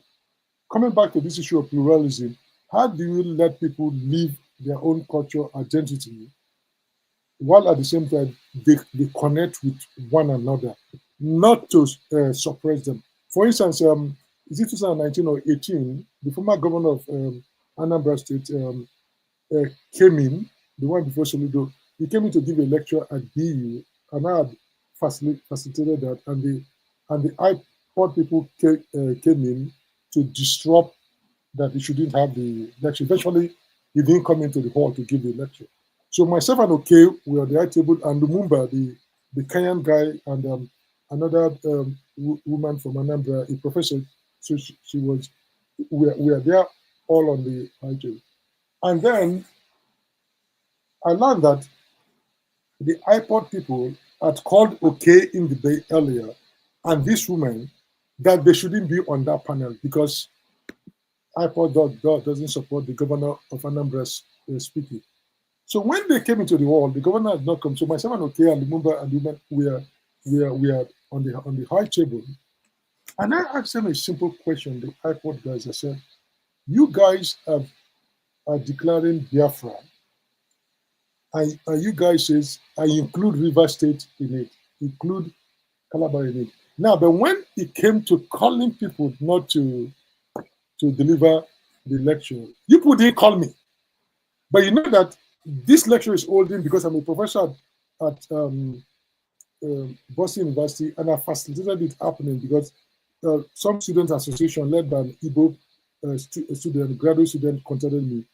If you people don't even bother to, if you think this Biafra thing for the whole Eastern Nigeria, he did not even bother to contact me. You handpick the two Igbo people on the panel and call them behind not to come. But of course, they didn't listen to you, but they came. But to be one of the leaders said he's sorry for doing that. That some of the people that we are calling, they are not necessarily iPod leadership or anything, but that you got. And I said that is the problem, right? You are forcefully including my region in your Biafra map, the new Biafra you want to establish. But you are not recognizing that I'm different from you and that I need to be consulted. My people need to be consulted. But you see, that did not happen.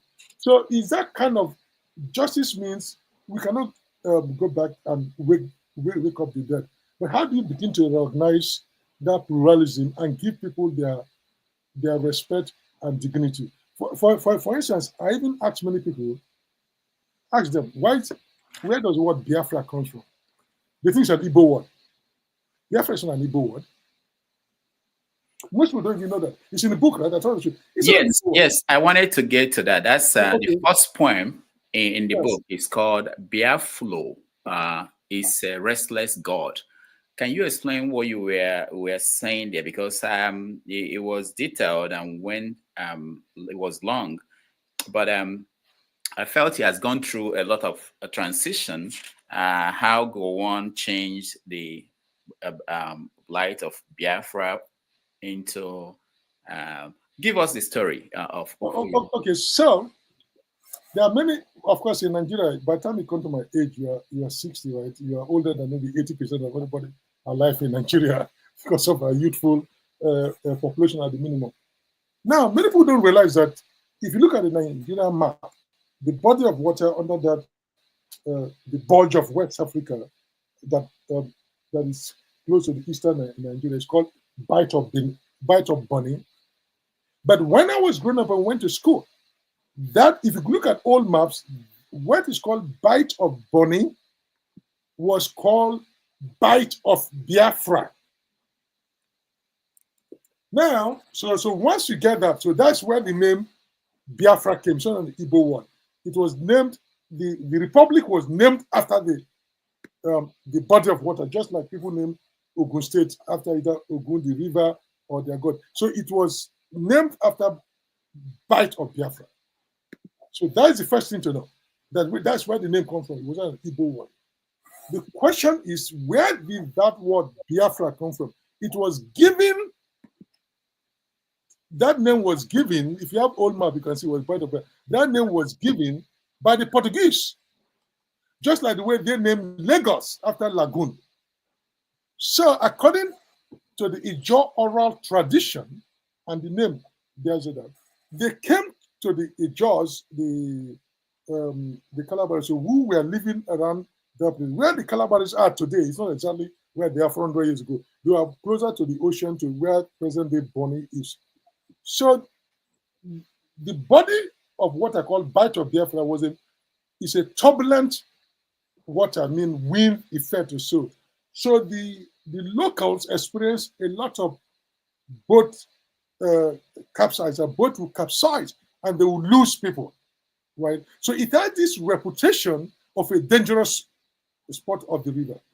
So they then mythologize or believe that that part of the river is troublesome and we're having losses there because there is a god that lives at the bottom of the river. And that god is always cooking.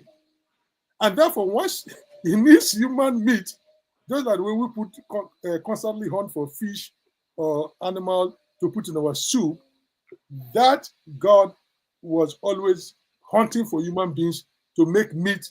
He's a king, he has to satisfy his guests, and therefore he takes human beings at his meat. Right? So because it was occurring often, they now say Biafra. So fulo, F-U-L-O, in Calabari, it just means soup. The soup they used to eat about is soup. Bia, B-I-A, means undone, not yet done. So they felt that they named that god that his soup is always undone. So his soup is Bia flour, it's always undone.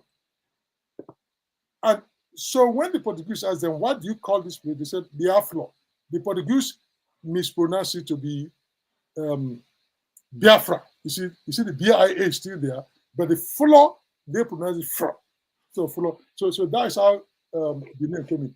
Now to give you a historical example and the way Ijaw named, most of the water bodies in Ijaw land are named after gods.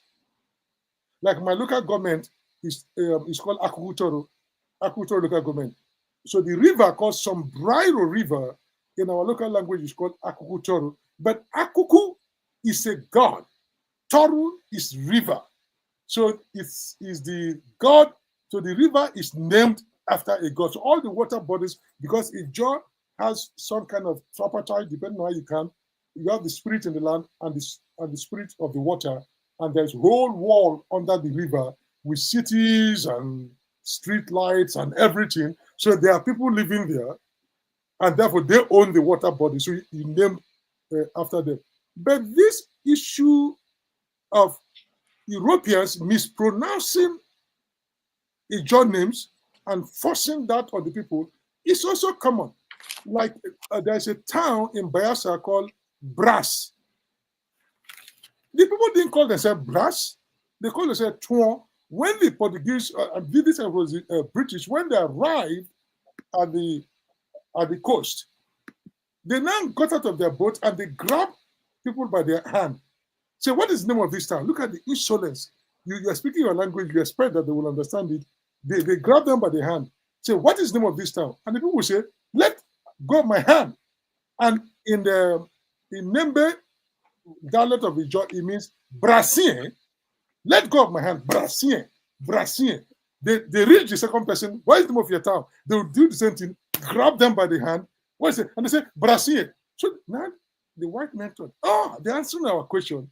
And their name is Brass. My town is called Abonima.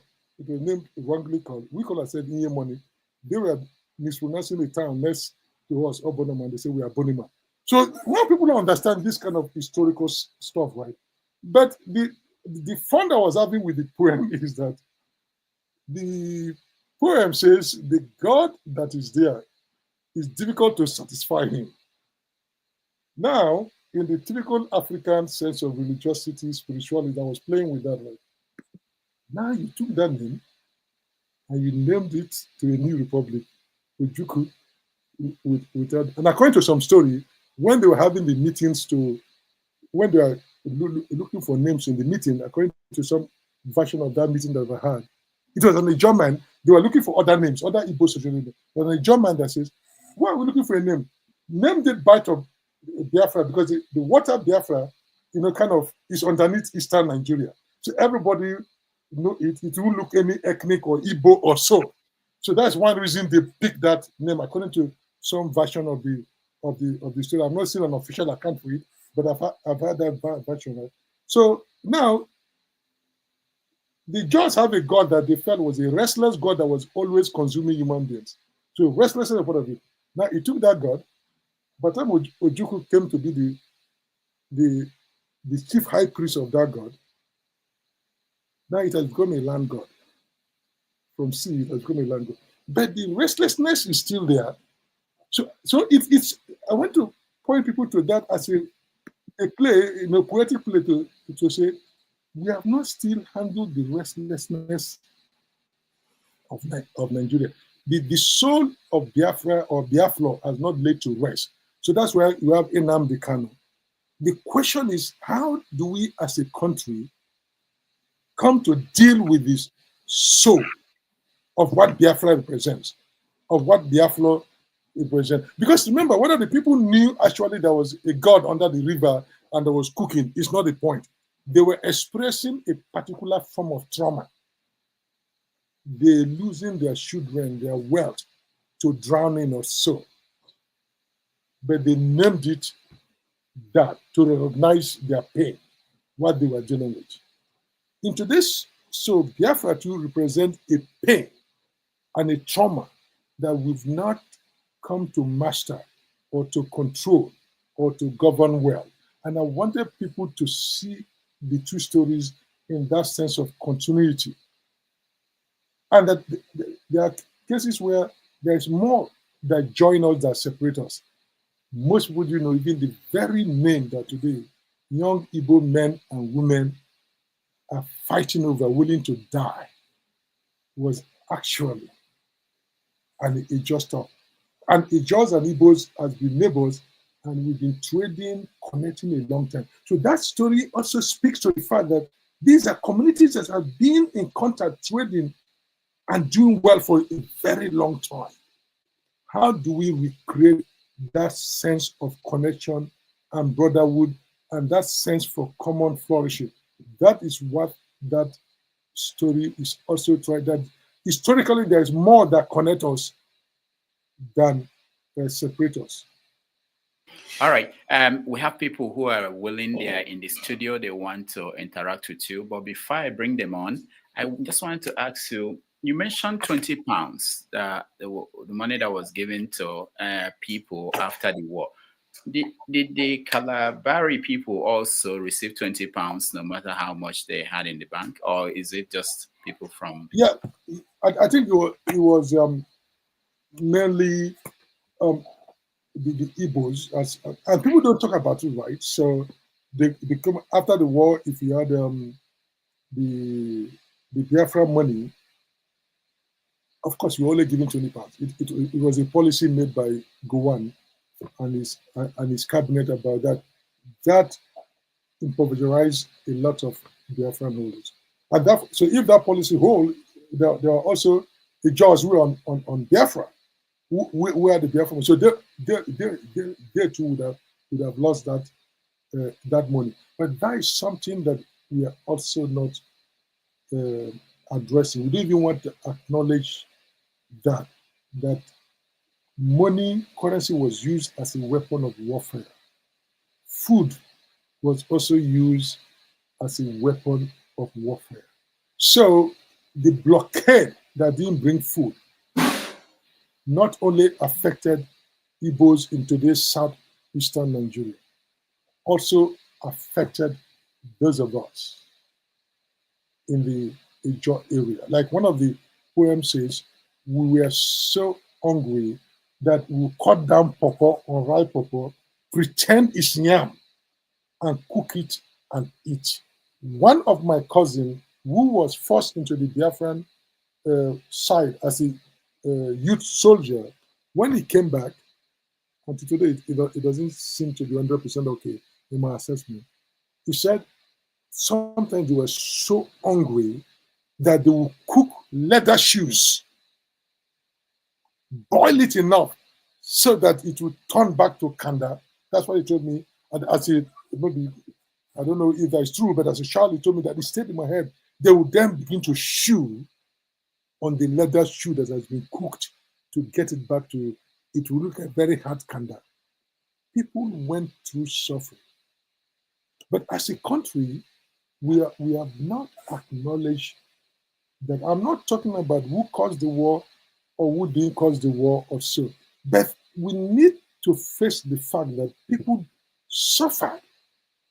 And how do we recognize them? And how do we tell the story in a way that not only acknowledges our pain, but also acknowledges the pain of the others? And that's why in this book, as a child, I did not paint any one group as the demon or the angel. And so even going to the extent of talking about that 20 pound, because it was talked about in the town, was sort of to say, look, the war continued in different ways even after the war, and that people suffered.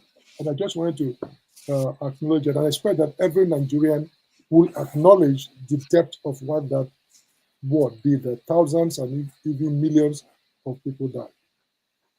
All right. They will kill me if I don't step out and let them in.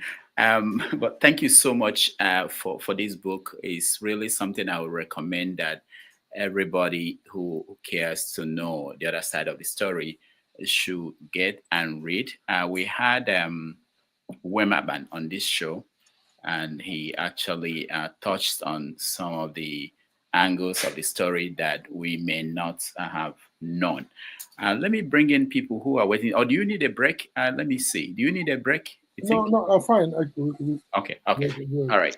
So let me bring in people who are here, and then we can start the conversation. Maybe in another 15 minutes, we can take a break. Yeah. So please, if I call on you, just ask your question, and we can start from there. If we have opportunity for second round of questioning, we will get to that. So let me start with you. I think you're the first person to come. Saki, hold on, let me get this out of our way so that we can see everybody. Oh, where is he? Saki? I can see you down there, but I can't get Saki. Can you hear me? I can see his name there. Yeah, we can see your name, but we can't see you. Are you frozen? Saki. All right, he's not. He can't hear us. KJ, welcome to the show. Thank you so much, Dr. Damages. Prof, it's good to see you. Thank you so much. Yeah, thank you. Totally enjoyed listening to you. I'll have several questions, but I'm not going to ask all of them. And I'm not going to even attempt to ask them. Some I agree with you, especially with the church in Nigeria. The place of I differ a little bit. You are paying too much attention to those who have turned the church as an industry. There are still other people whose churches are not, so they don't have that hierarchy which you painted, which is, I totally agree with you. The earlier we deal with that, the better. And then, of course, there's no need to even build those cathedrals. If we turn them to industries, Nigeria would have been better off for it. Because just like you concluded, or that we all think the next dispensation, those things may not be useful. Again, the other place, I listened to your Biafran story. Fortunately for me, my elder brother was about your age, my most elder brother, when the war started. And I hear these things, I hear his pains, and when I listen to you, those things come back to me, and it still makes me, feel very sad. There's a primary school in Uzuakoli, where they gather the little children around, and without shirts and all that, they go to beg for food. They call it rations and all that. And the pictures that they have is mind breaking. Well, I don't want to get into the emotional part. The other thing I want to say is I agree with your assertion of the Biafra as a name you have interpreted. But I also want to tell that Biafra, Bia is in Igbo language. Afara is a tree in Igbo land. So Biafra is the same thing for which the Igbos can equally claim, lay claim to. unfortunately, you are a prof, so it's difficult to argue with a prof. You have read more books than I have. So obviously, I'm just trying to, tread softly here. But you know that languages over time change, their meanings, kind of, generations after generations seem to either lose more meaning to a word or create more meaning into that word, and so it either loses value or gain more, into that same word. And I think you understand what I'm saying. So, in the case of Biafra, we who are the victims, my father became poor after the war, and he never regained till he passed to be with the Lord. But we will not be able to, live most of what we have experienced, and it will not be the same thing with the people of Ejo and the rest people. And I understand that a lot of the Ejos fought on the side of the Biafra, just like some Igbos fought on the side of Nigeria. Even though after the war, those who fought on the side of Nigeria still got the same treatment with the Igbos who fought on behalf of Biafra. Mm-hmm. Now, my question. All right, that is where I'm anchoring my contribution here.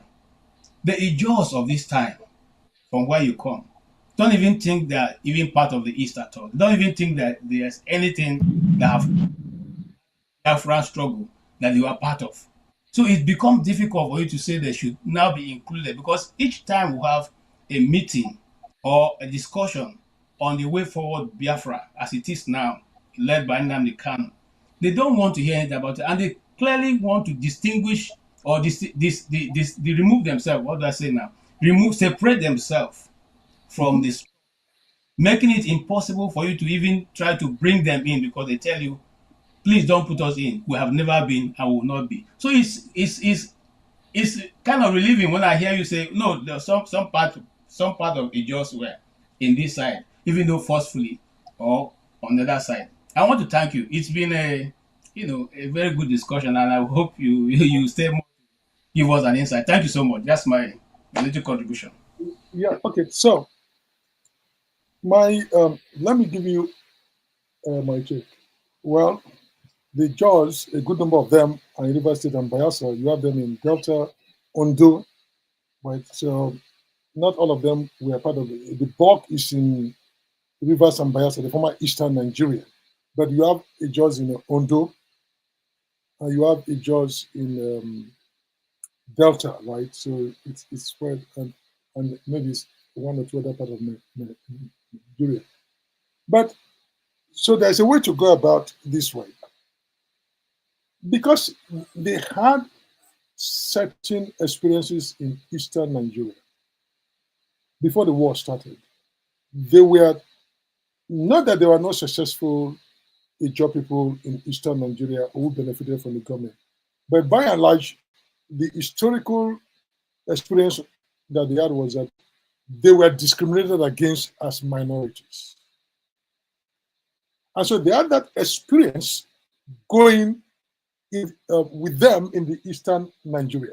And if somebody doubts it, read Achebe's book, is it The Trouble with Nigeria? So, where he clearly stated, he acknowledged this treatment of the majority Igbo against the minorities in the Eastern Nigeria. That same thing happened in Yoruba land versus why the mid-western region have to be carved out. The same thing you find in the north about the Benue and Taka wanted to go around. So the politics of we have to go back to what our parents and ancestors did. The politics of that era discriminated against the minorities. And Achebe said it. He said, Achebe said the East was going for it, that it was Professor Ayota, an ethnic man, who was supposed to be the premier of Eastern Nigeria, not Nnamdi Azikiwe.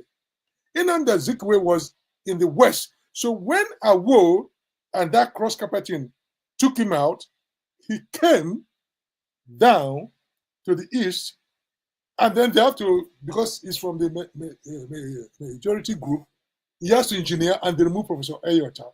Actually, said it clearly.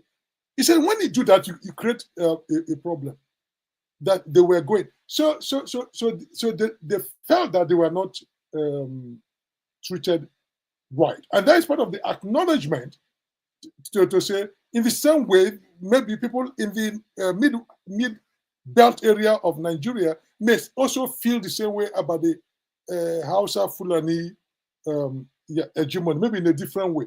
So, but in our generation, we need to acknowledge that, because when people have wounds and we don't acknowledge them in any way and think it didn't happen, they pass this trauma and the story to their children, to their parents. So, and I expected, in many ways, like I felt somebody like Odili was well placed to rebuild something in the eastern Nigeria, because for some reason it's in River State, but clearly of Igbo origin, and through the support of other Ijos, and so he became governor of River State, and so he had the trust of the Ijos, and he had the trust of the Igbos. I felt he should have used that position to rebuild.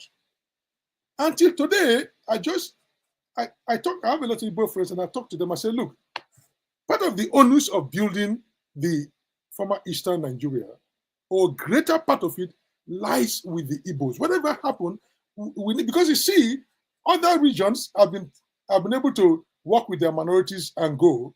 So if we want to produce an Igbo presidency, the struggle should not just be for Southeastern. How do you, at least these people that have historical affinity with you, how do you begin to mobilize them and acknowledge the ills done on both sides? What our parents did, that is a generation they've got. How do you begin to rebuild so that we can rebuild that confidence?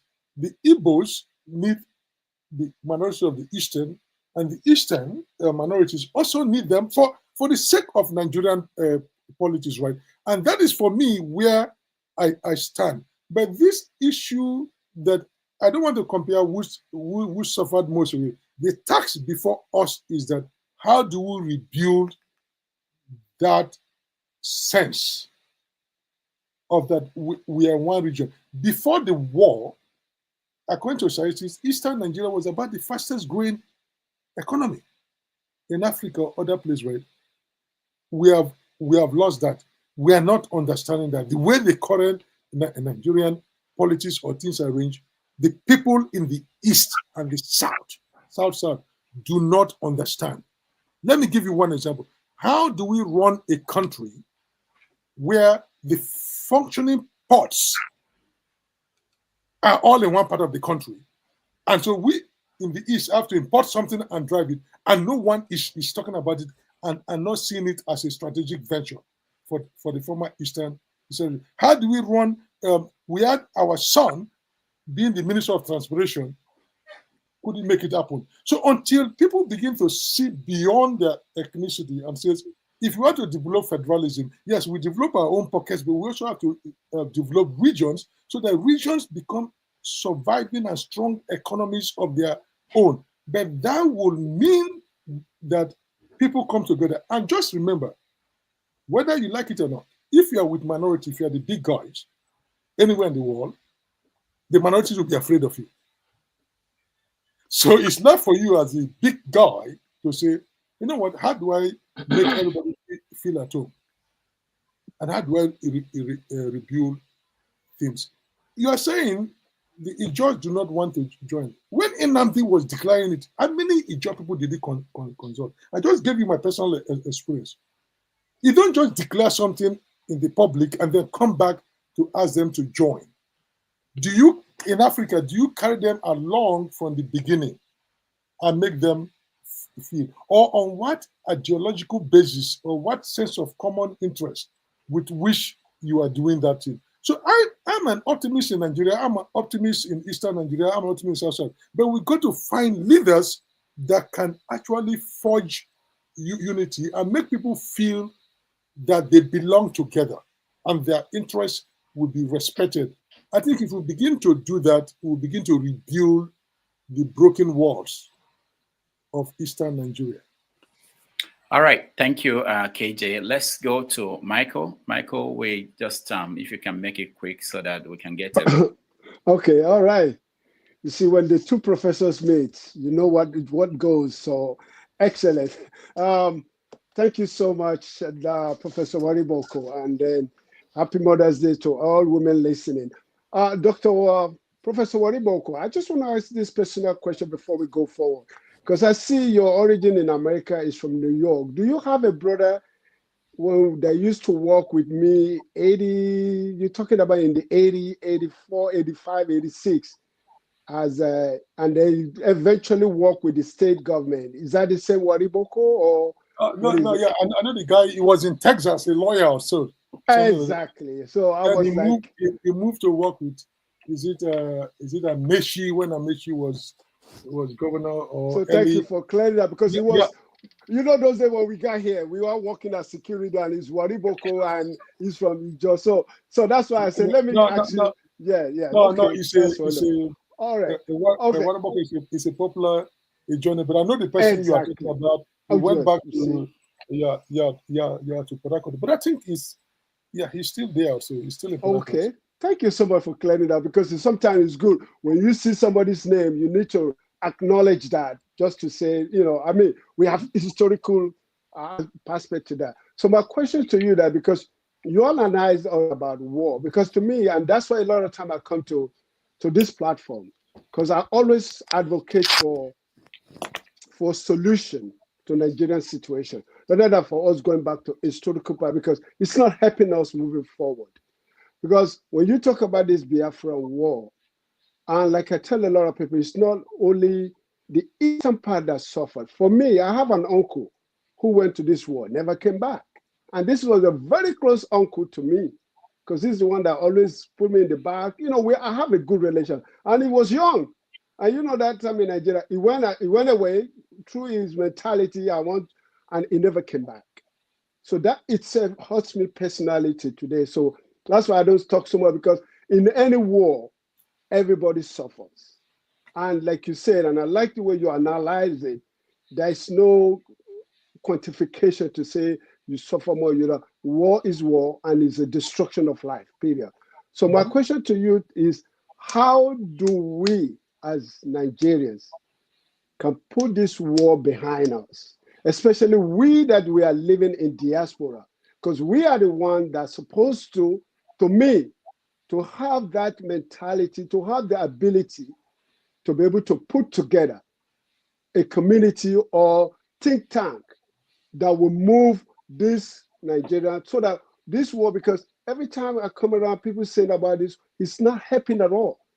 How can we unite ourselves? Because everybody have emotion and everybody have sentimentality. It is there. I'm not taking that away from anybody, and anybody can say, but to me it is, I want us to discuss a solution to this aspect of us going from that historical perspective to a new world where we all can live together and be a one country. I know it is not easy, but we can do it.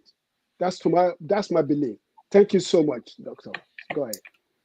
Yeah. So thank you for that analysis. So, but in going forward, I think one thing that has been clear from historical experiences of other nations, we have to acknowledge people and what they went through, but it's not to get stuck in the past, because sometimes a simple sorry on either side or simple acknowledgement, like in South Africa, the Truth Commission, right? Let us tell what happened so everybody will know what happened, and then we can go forward. But in Nigeria, we are not acknowledging that, right? We are not acknowledging that people suffered on both sides, right? People, if you say the Igbo man suffered, the Igbo people say, because they will say they deserve it. But that's not the way to handle history. If you say, a job was suffered, they say, how do you know that job was suffered? Because we don't even know. There are many kids growing up don't even know that River State and Bayelsa, Akwa Ibom and Cross River were part of the Eastern Nigeria. So that issue of not telling people, or the last speaker said, Biafra could be given an Igbo word. That is true. But because there was bite of Biafra, and we know how it was named, so we can say if the the name was chosen because of that. That is the origin of it. Now, as a word, it could have another thing. But I tell that story not to fight over a name, but oftentimes to see there are more things that connect us. I'm doing a book with my friend, Professor Olufemi Vaughan, about the making of Nigeria. And I wrote the economic making of Nigeria in the pre-colonial time. And you could see that there were a lot of connections across the country. And so oftentimes we think that we came to know ourselves as Igbos and Ijaw only when we became under Nigeria. There are long connections of intermarriages, trade, and the ways of doing things. And sometimes we need to acknowledge we are not strangers to one another before the colonial time. Until today, we are not strangers. But how do we begin to build that friendship of, the diaspora can do, but we can set up committees to look at that. But I've seen in history is the people representative, the people who are the political aims that the local see as their representative, that if they begin to speak up and begin to do something, it will go a long way. Of course, when it started, people are going to resist it. When it started, people are going to still remember. But we keep working at it. If we've been working at it gradually, people will now begin to understand. But we don't want to confront it. We're not making effort. People just assume, as an Igbo man, is never going to like an Ijaw person. Or a Ijaw person will say, as an Igbo man, is not going to like me. The same way the Igbo man feels about the Hausa person or the Yoruba person. So we are not really, the country is even more divided today on ethnic lines, even though we have more connection, economical and other things than what it was. And I think our leaders need to focus that. But sometimes it pays our leaders to have divide and rule, to make us look at the things that would divide us, or we tell stories, because sometimes traditions are invented. Certain narratives are pushed and invented to bring people together. And that is a conscious effort to create a sense of belonging. And I think that it can still be done. If for nothing, for the sake of economic growth of the former Eastern Nigeria, how do you begin to build connection between the different states and promote economic growth? So, and I think that once we have leaders beginning to pay attention at the minimum to create economic connections, things that will enable people to move around easily and increase their economic well-being, I think we'll be on that way. At the same time that we are working on building a sense of unity among the people of the Eastern Nigeria. All right. Thank you, Professor Wariboko. Michael, thank you so much for that question. Let's go to Saki. Saki, welcome to the show. Yes. Thank you so much. Thank you. I'm privileged to be here, and I really am enjoying the discussion, and especially Nimi. I call him. He's my mate. I'm from Abonima. We all grew up the same time, almost the same time. So the experience, might not be particularly one for one the same experience as he felt and what he saw, what I saw. Interpretation matters as well, but it's generally on the average we felt, we went through the same, almost at the same age, growing up in Abonima, seeing these things, the bombing, they go to Niger and all that. I think Nimi was very cautious, and I really love the presentation, the way he presented the facts and the story and everything. There are so many other things that some people who are a little bit on the right side or the wrong side of caution might take it a bit further. But I think that what history does for us is to teach us this is what has happened. And this is, I think the last speaker asked a question. I don't want to go back to the history of what has happened. The Prof has already laid out in that book. It can be expanded. But the last speaker made a point. How do we get things together? How do we get back and resolve this so that we move on? I think for me, that's more important than any other thing that has happened. Now, there are two things, the Prof said, and he mentioned, in his presentation, he said it too, that nobody consulted us. The Ijaw people, the minorities of Rivers State, the people who were more or less on the fringes in the structure, the Eastern region structure before the Biafra War. We were not consulted. We didn't know the war was coming. So a lot of people who did not support Biafra were suspicious, rather than actually saying that I don't like Igbos, I don't support them. They don't know what was going on. And so nobody knew where Biafra was taking us. And it heightened the crescendo of that suspicion came at that Go to Niger episode, when they started shipping people from Abonima, the Kalabari people, off to Igbo land. A lot of Kalabari people died. They didn't come back from that experience, from that journey. It was forced. So I normally think of it this different way, that episode. That's why I said, my friend and my brother who wrote this book, he was very cautious. And I think he did it in a balance, so that both sides will look at it in a more balanced way to say, this has happened, that it's not about ownership. But secondly, again, for us to move forward, I live in England. I've lived in the United States, in California, and I have a lot of Igbo friends. I'm partly Igbo. My grandparents are from Owerri. You understand? So my mother was brought up in Abonima. My mother's grandfather was a businessman, a trader who came from Owerri and set up. In fact, most of the Igbo business people, he brought them. And in fact, his first son mother was from Abonima, not an Igbo. More or less he played out and had a child. But that was my first uncle.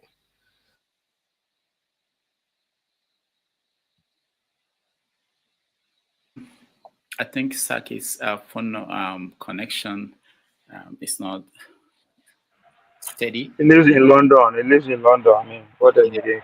What's the difference between London and Nigeria? Yeah, he lives in Yeah, London. those are forefathers people. Yeah, it's always like that. All right. Okay. So let's see if you can, Prof, you can say something from what. Yeah. Let me say something about the historical stuff, right? Okay. Now this is also one part of history. If you ask the average Nigerian, who is the first ethnic group in Nigeria to bid for succession and went to war with the federal government, they will say the Igbos. No. You see, this historical fact.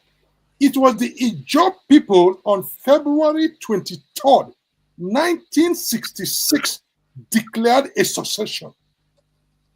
How many people knew that? It was led by Isaac Adakaboro. Adakaboro read chemistry at UNN. And he was the president of the student union at in UNN. I think 64, 65. Isaac Adakaboro. He declared on February 26 that the Jaws were tired of Nigeria. It was not working. Remember, earlier in January, the coup has happened, and everything. And Agu University have taken over, and Ojukwu has become the governor of Eastern Nigeria. Now, what did happen? Agu University ordered Ojukwu to send forces to River State to stop the secession. The war or the skirmish, you can call it whatever you want, went on for 12 days. As Igboro had only 150 men, it was a Niger Delta Volunteer Force. He was a student, a former student of Asuka. And the president, he gained national popularity when he became this initial as one of he sued the federal government over the 1964 election that it was wrong. Ojukwu went and quenched that revolt. Then Agu Hiroshi set up a panel, a judge, and they sentenced Isaac Adakaboro to death. People should know this. Ijaw elders went to beg Agu Hiroshi, please lift the death penalty. He refused. He was to be executed, I think later that year, I think by December 1966. By July, the Gowan coup happened, and Gowan saw this scene, kept him, and released that same May that Ojukwu declared Biafra, released Adekaboro. And Adekaboro then was made a major by a major in the army, and he was given to Colonel Adenkule, the Black Scorpion. And he was very instrumental because they understood the creeks of River State in making sure that Nigerian soldiers were able to penetrate to Bonny. Ken Saruwa was the administrator also there, and other people to begin to recapture Ijo State. So I'm doing what people say trust, right? So if you have a situation where you felt, and this is part of the speech that Adekaboro read, he said on February 23rd, when he declared the Niger Delta Republic, that he wanted to succeed from Nigeria. He said, today is a great day, not only in your lives, but also in the history of the Niger Delta. Perhaps it will be the most fantastic day in a very long time. This is not because we are going to bring heaven down, but because we are going to demonstrate to the world what and how we feel about oppression. Remember your 70-year-old grandmother who still farms before she eats. Also remember your poverty-stricken people. Remember too your petroleum, which is being pumped out daily from your veins, and then fight for your freedom. Then Ojukwu stopped it with his troops, captured Adekaboro, took him to Lagos University, and they sentenced him to death. So, but you see, so when people say, what is the history of the trust? Beyond the local politics that Ashebe talked about, you could see this phenomenon. So many people don't even know this fact that the Ijaws wanted to leave Nigeria because they sensed that the country was not working for them. It was not going to work for them. So this sentiment was, in a sense, deeply rooted in Eastern Nigeria. The Ijaws felt it, then the Igbos felt it and moved. But you see, at that time, Ojukwu and Agui Ironsi, we are not blaming the total Igbo, did not just understand this sentiment. And Ojukwu was used to quench Agui. Then all of a sudden, a year after, Ojukwu and his men were in the same position. Why do you think the Ijaws will not be suspicious? But all that is past. We can still rebuild. And that's what, but there's an Igbo saying, if you don't know where the rain met you, how can you know where to dry your clothes? And that's why some of this historical acknowledgement is important. That we also need to acknowledge that the first socialist movement in Nigeria was created by the Jaws. The war or the skirmish lasted for 12 days. It was a Juku that was used to suppress it. All right. Thank you so much. Saki, we are running out of time. Just 1 minute to finish your thoughts. We have to go to somebody else. Yes. Thank you so much. I'm sorry, panel. I got disconnected somehow. Yeah, what I was saying, for me, the fundamental thing, we want to be a unit. We want to be part of, the whole structure. I live in England. And I've had experiences. I've mixed up with this Biafra. Listen, I said, look, if we sit on the table, for example, if you talk about Biafra, I don't know where I fit in as a Calabari person. And like I told you, I have relationship outside Calabari. So when the structure comes in, today we're talking about structure, the British forced us into Nigeria. And so we are confused. Can we start talking, for us to go forward, that's my interest. Can we start talking in at constitutional level to say, what does Biafra mean to everybody that comes within the enclave? For us, that's why some Ijaws are saying that don't include us in your Biafra, because we've seen it during During Okpara, we got nothing. But that is another story. So for me, for us to move forward, what he has done, what my friend has done, let us use it as a foundation, as a template. Now we can begin to talk to the Igbos, and they just kind of talk, and without the Igbos saying IPOB, and so it's like they are the only ones suffering. They are not. We're part of it. Thank you so much for giving me the chance to conclude. I appreciate it. I'm still here. I'm listening. All right. Thank you, Saki. Let's go to Femi. Femi, you're next. Yeah. Good morning, Prof. So I'm going to tie two things together real quick. In asking my question. So I think I'll put it at about 99% agreement rate. What you said about especially Pentecostalism in Nigeria. I think you actually did a bit of ojoro when it came to the Catholic Church, but it's okay.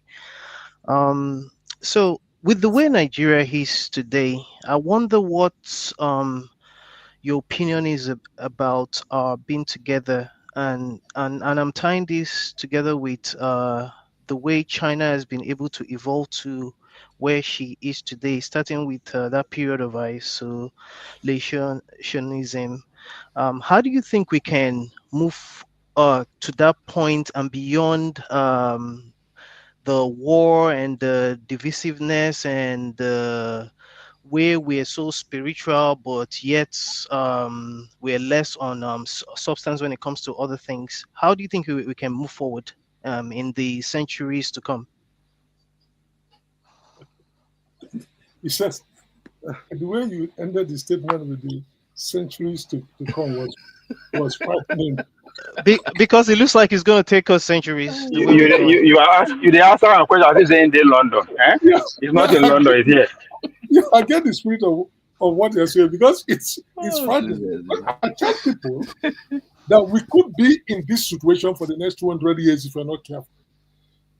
Because people forget at the time of American independence, Brazil and Argentina were economically better developed countries than America. But see where they are, although they're better than Nigeria. So it's possible that because when I was in the university in 80 to 84, if you told me today Nigeria would be where it is, those days we are studying Marxism, Marxian economics, we said things was going to change. But today we are worse off than what we were 40, 30 years ago. And so we've been rolling, being in one spot for over 40 years.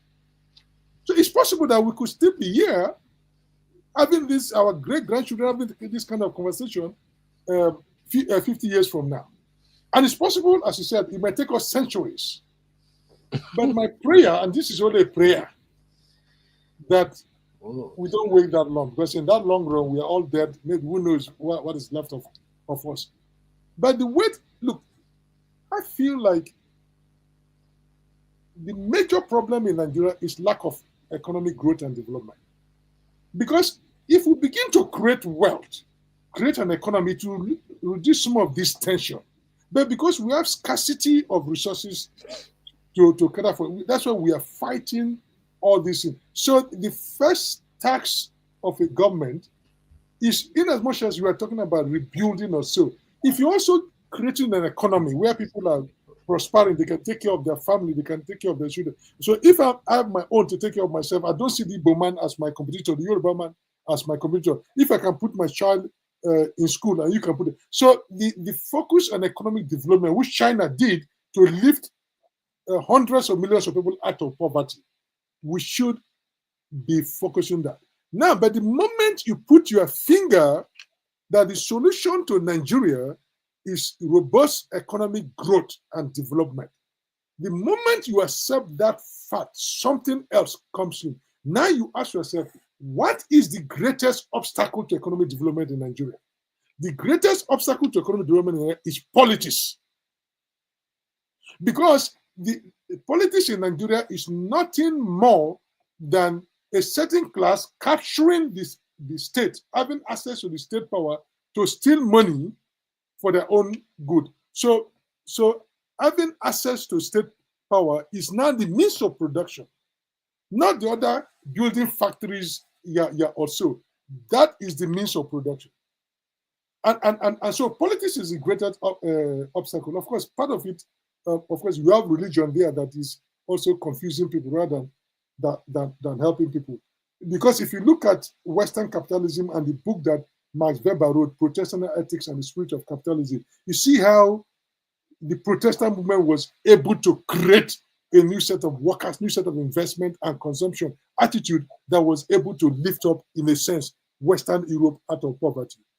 But in Nigeria, our churches are not doing it. Whether they're Pentecostals, whether they're mainline churches or the Catholics we are not doing that, right?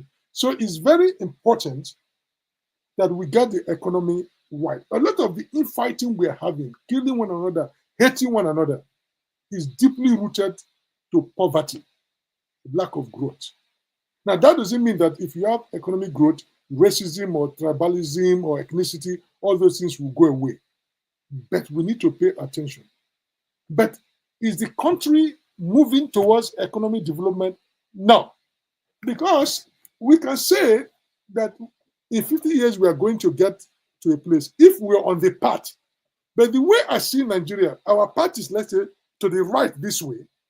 We are still facing left, going completely different direction.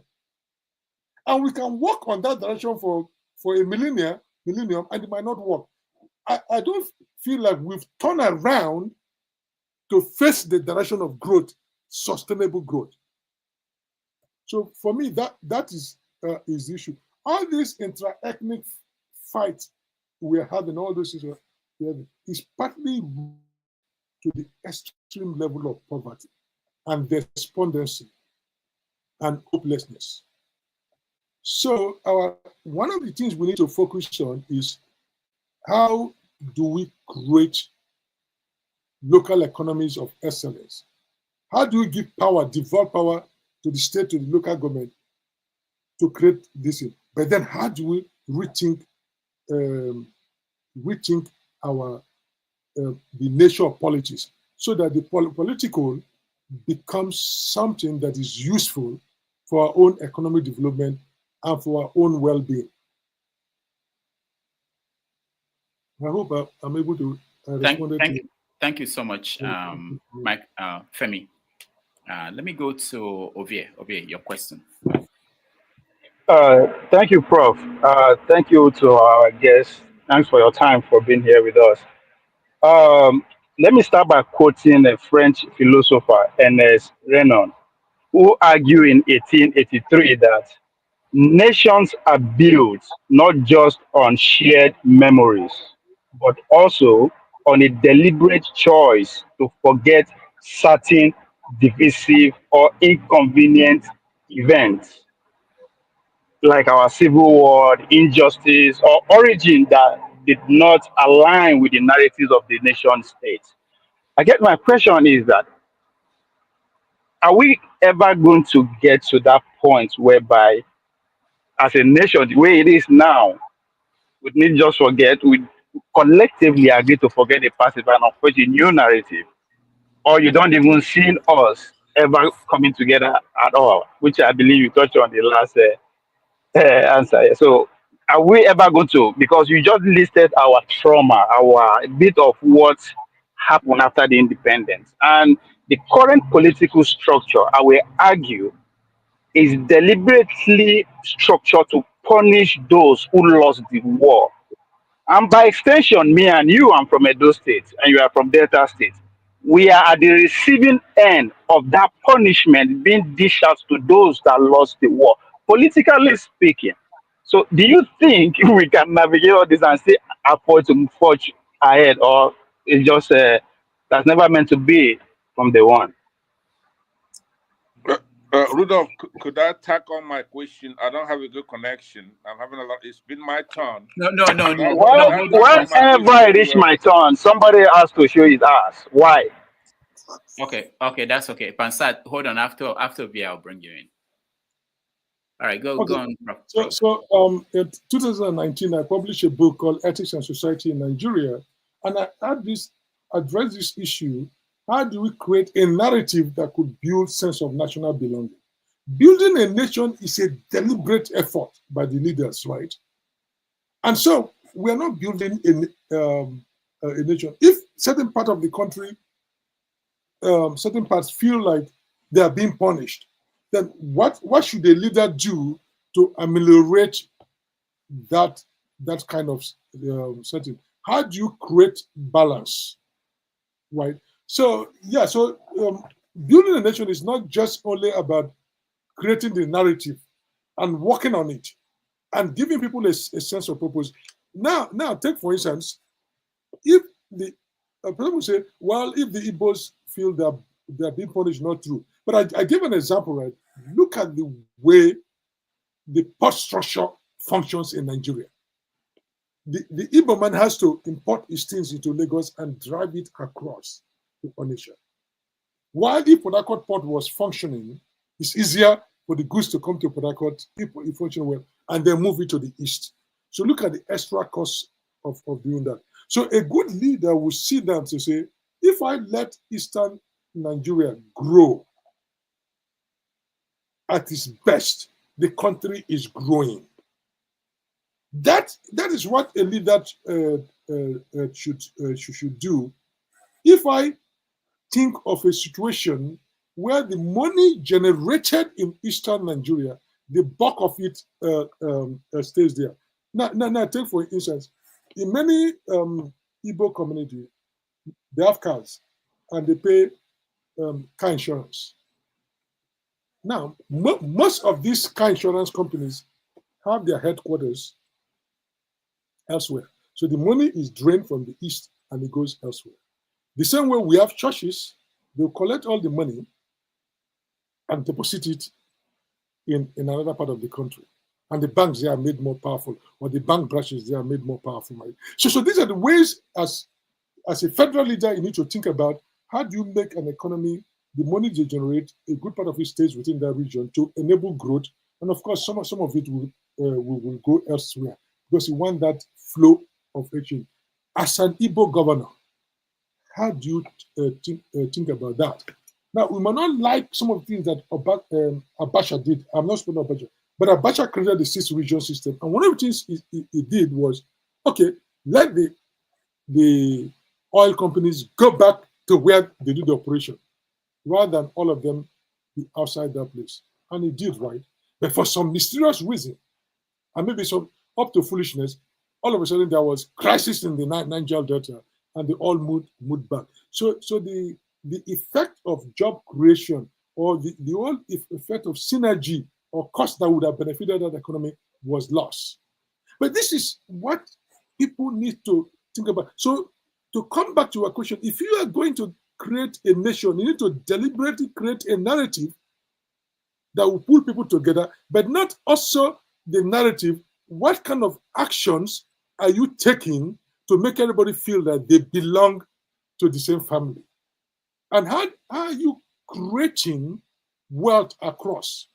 There are people, about 10 years ago, I was coming from New York. On the train station in Penn Station, I'm coming to Massachusetts, Boston, and I met a white woman. We sat down together. She was like, at that time, 44. And she told me that was the first time she was visiting New York City. And I was like surprised. You live in Massachusetts, Boston, or no, New Hampshire. You've never been to New York City. She said, no, she didn't even need to. Because the economy is created that she will grow up in New Hampshire, get good education in New Hampshire, finish, go to university, get good university education, get good job, survive, maintain a family, and so she doesn't need to move to if she wants to move to New York or Boston or Los Angeles, that is her choice.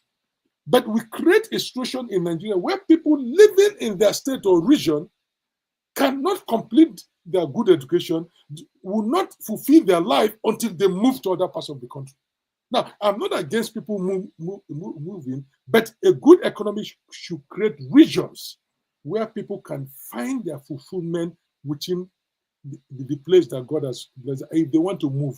But when we begin to create lopsided situation that fuels rural-urban migration, or from region to region, people cannot find peace, we are not giving people a sense of belonging. So nation building is not just about narrative. It's not just about telling historical stories to move forward. At the present, what are we doing? At the future, what are we doing? And how are we creating connections between different regions, economically, politically, to strengthen? The more nodes of connection we have between regions, between towns, the stronger the union will be. But if we are lopsided and we think that certain people do not count, either because of some historical antecedent, or because they are minorities, or because of what has happened in some places. We are not building a nation, and that is not helping anybody. The growth of Nigeria is likely going to benefit everybody than the lopsided political and economic development that right now we have in Nigeria. All right, thank you so much. Let's go to Pansat. We have AY, we have Michael. No, not Michael. We have Igbo Basics, and we have Richard. I could see you guys. We'll get to you. We have to do this in about 30 minutes. So, Pansat, you're next. Thank you very much, Dr. Rudolph. And welcome to the show, Professor Nimi. I think it's Wariboko, right? We welcome you here, and we appreciate your honesty and your work as an academic. A lot of your discussion here is academic in nature. That's okay. I want to first tell you that I agreed with your earlier part of your presentation when you first came on the platform, and I was listening to you. I'm going to make a couple of comments. I don't have a very good connection, so I don't know what's happening. I'm going to try to make it very snappy here. Number one, the narrative that the Jaws try to create, like you have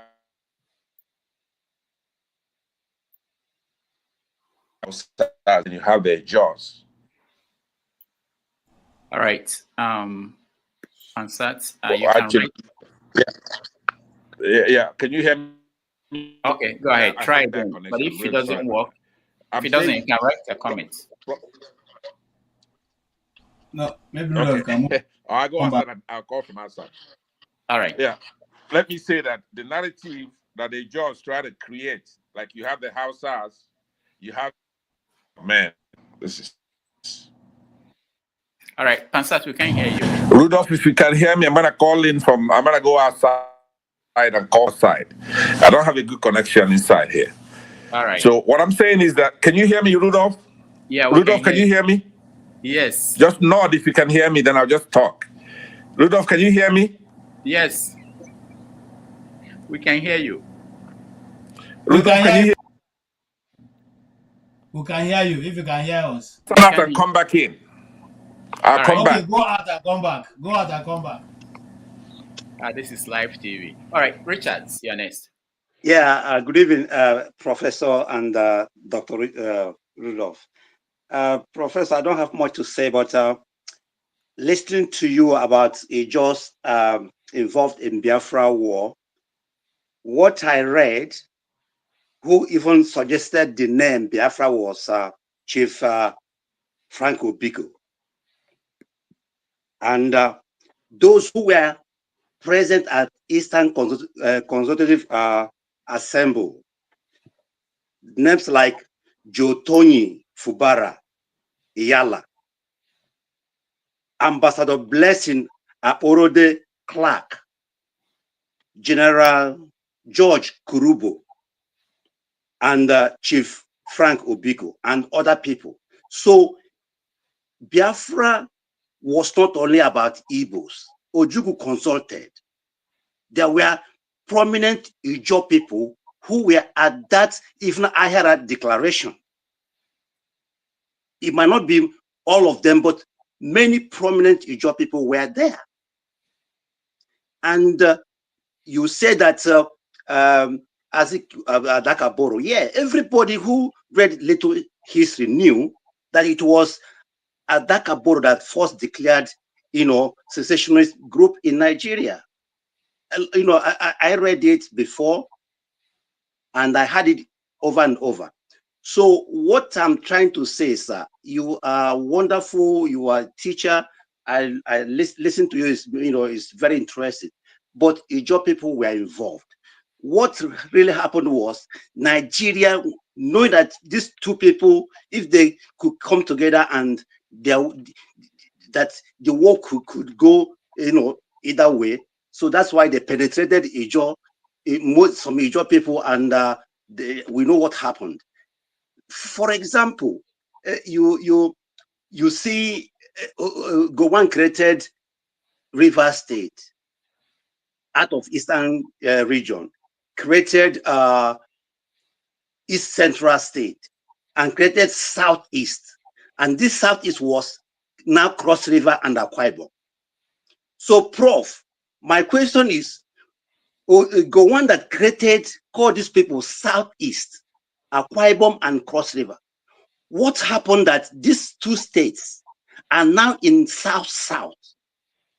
Because, Prof, as an intelligentsia, you people who are well educated should come together and address issues in Nigeria.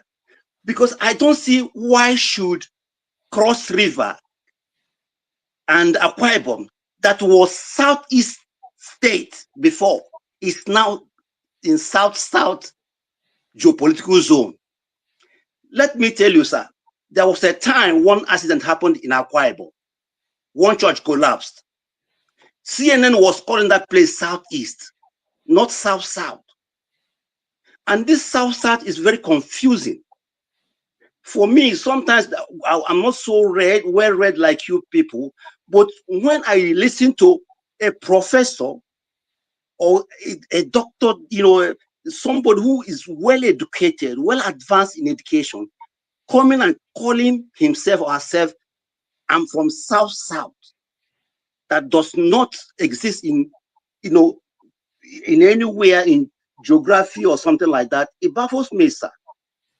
So please, you have said you have done well. Well, listen to it is an honor. But all this is, I think, the manipulation is that the division between Ijo and Igbo people is not it's not ordinary. The people who are doing this are people that doesn't want even Ijo people to live like human beings in their own land. All right. Finally, you said Nnamdi Kanu never consulted. Nnamdi Kanu, I was listening to him very often. Ijo people, before Nigerian government attacked him, Ijo people were coming to him in Umuahia, although it could not be the Ijo of your class. But I know that thousands of Ijo people are even IPOB members, like you, ordinary Igbo people, ordinary Igbo youths. But where you are saying, I can understand when you say it didn't consult. It didn't consult maybe the elites, but young Ijo people were members of, still members of IPOB members.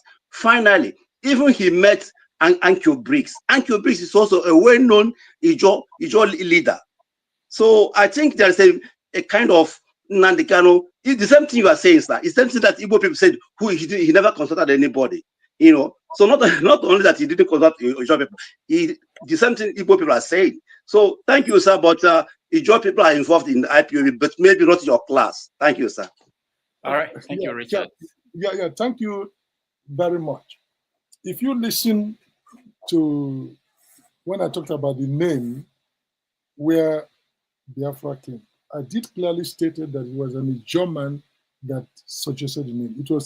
I didn't just want to bring his name from Apigo. I knew. So I didn't say that there were no Ijo people there, right? There were no Ijo people there. I said it was an German that in the consultative assembly, which means people were there.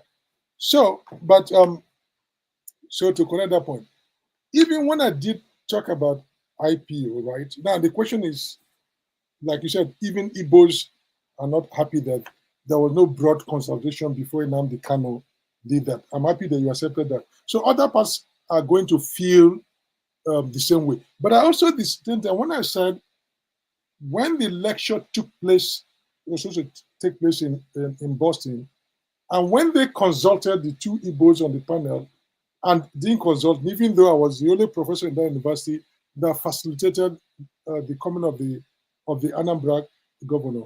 And I said, when the IPOD people came in, and I made that wait a minute, how do you say you are going to create something that includes my people and make me feel like I belong, but yet you are not, it didn't consult, even though I'm the only Ijo professor here that even made this thing to happen, right?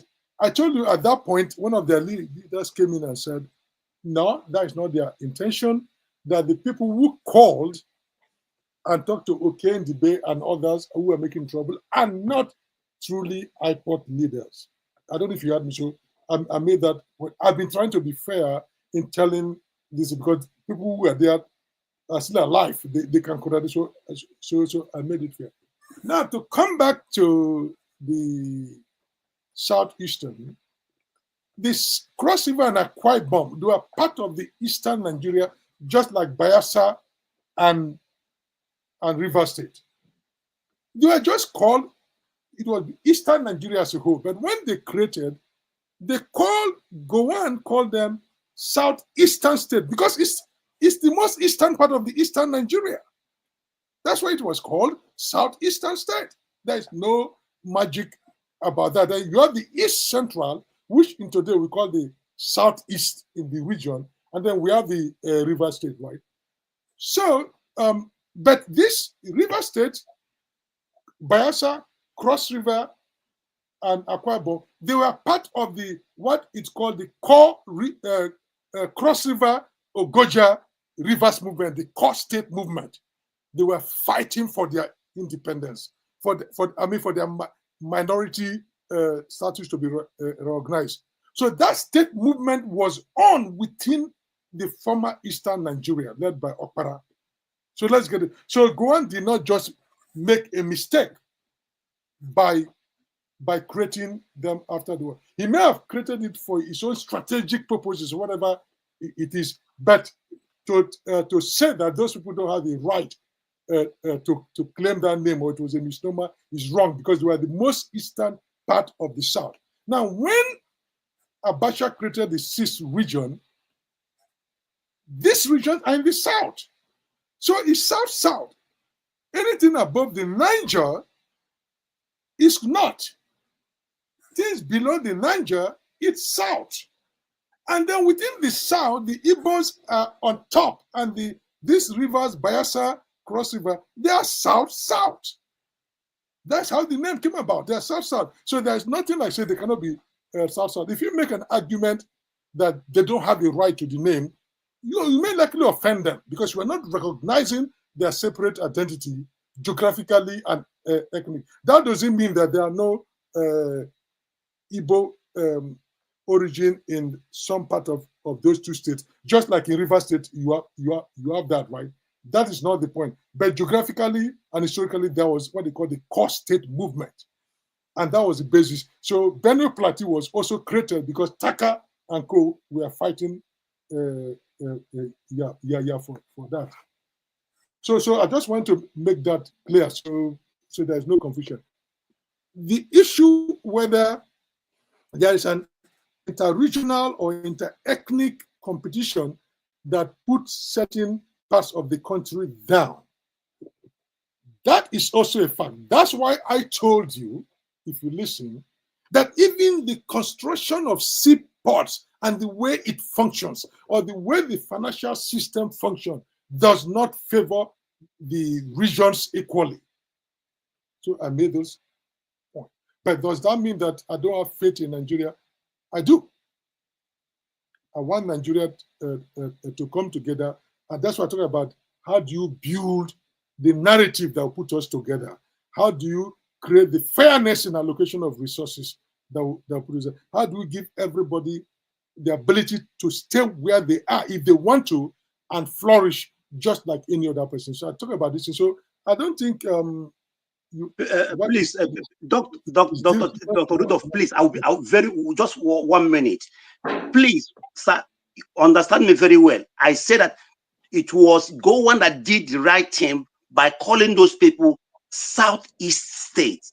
Now, then General being very manipulative, the military after the Civil War, knowing that anything Southeast with to the sea will be called Igbo land. That is why they separated this Southeast. They called it now South-South. That's what I'm trying to say.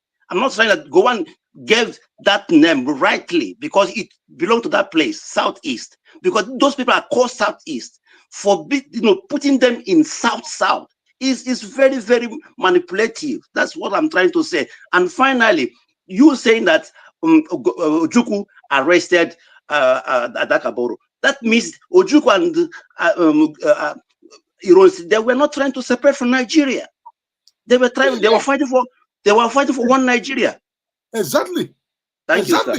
Thank you, no, sir. Exactly. That is the point. Exactly. But within a year, things have changed. That's why I'm saying that this feeling of oppression of the Eastern Nigeria said was deeply rooted. It first bubbled up through the Ijaws, and then it bubbled up through the Igbos. I made that point that it was deeply rooted. People felt oppressed, either from the federal government or within the region. The feeling of dissatisfaction. So yeah, Ojukwu and co were trying to keep Nigeria together when they stopped arguing in Rosi. But I made the point that, but a year after, the tide had changed, and therefore Ojukwu now wanted to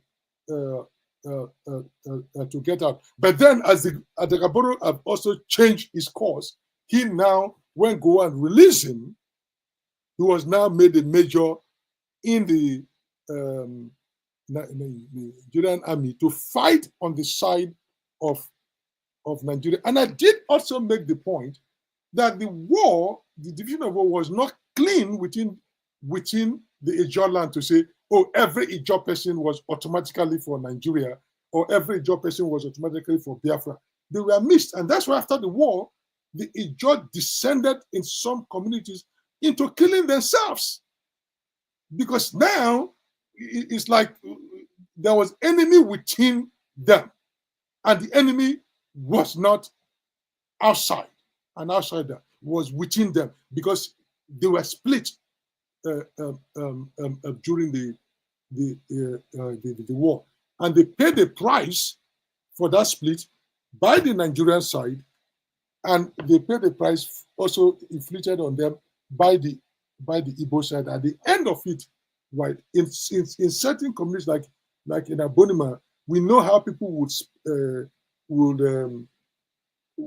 report their enemies or their friends, whatever it is, and then the soldiers would catch the person and shoot them.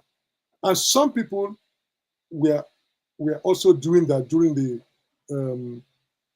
war itself. So I try to give a sense of what was happening during that period until we come to the fact that there are no clean saints and there are no darkened demons.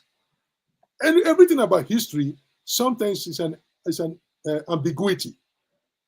When we try to declare one side holy or completely demonic, that's when we miss it. It's a kind of an ambiguity.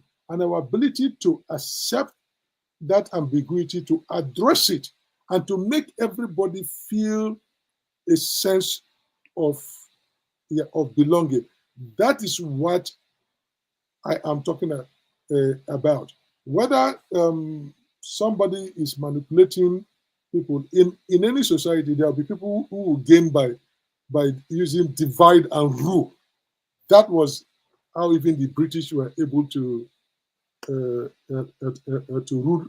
rule Nigeria, a place like Nigeria. But we that are alive today, especially by those of us that have crossed into 60,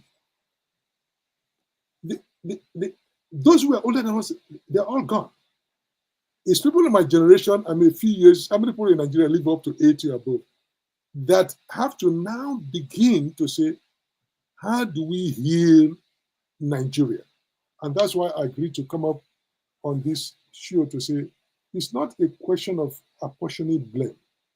We recognize what has happened in history, but going forward, how do we begin to rebuild?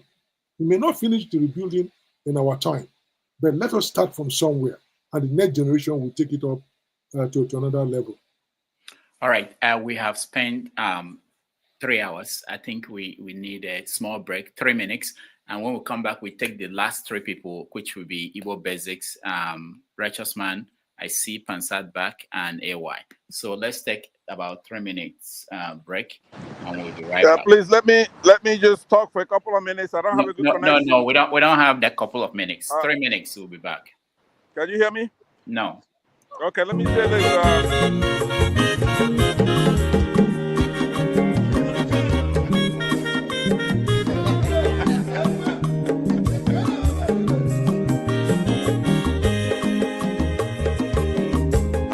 Onye ọma zoro obi o, akwa nwa zoro obi o, Max ịbịa bunyere ọkwanụ m n'ofu ube n'azụ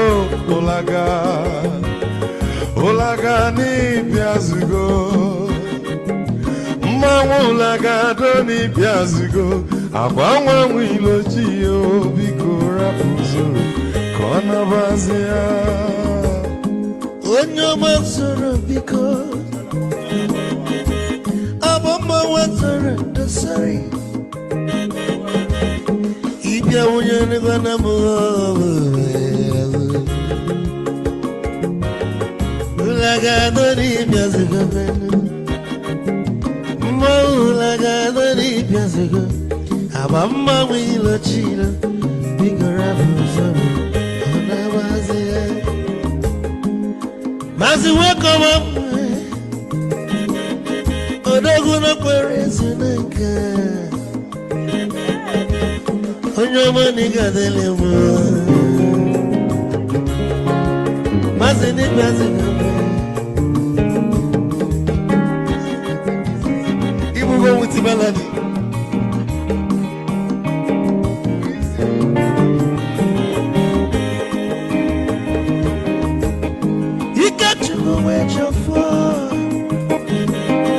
Odogu na chala noka, ezi wane mliga delemo, olagado ni pezigo, ma olagado ni pezigo, amama wilo chilo, bigora muzoro, anabazi, te, onyama zoro de. Mama was a sorry. If I were to go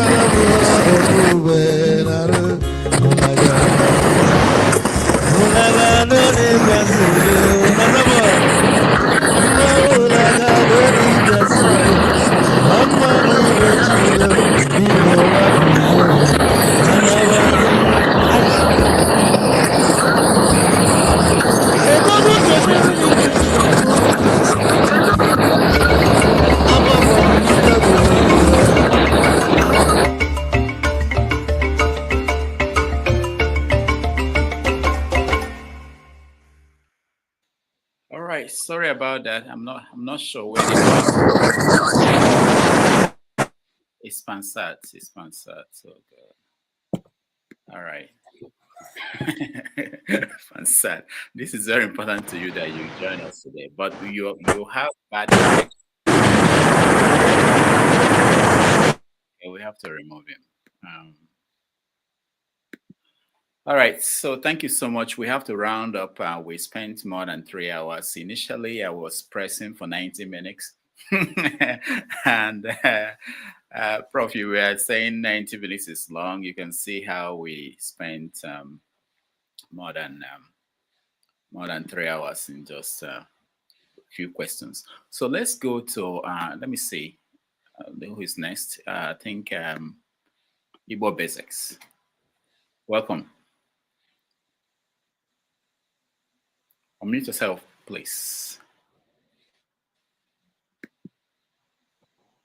Thank you, Dr. Lemegis, Rudolph, yeah, and our brother, Wariboko.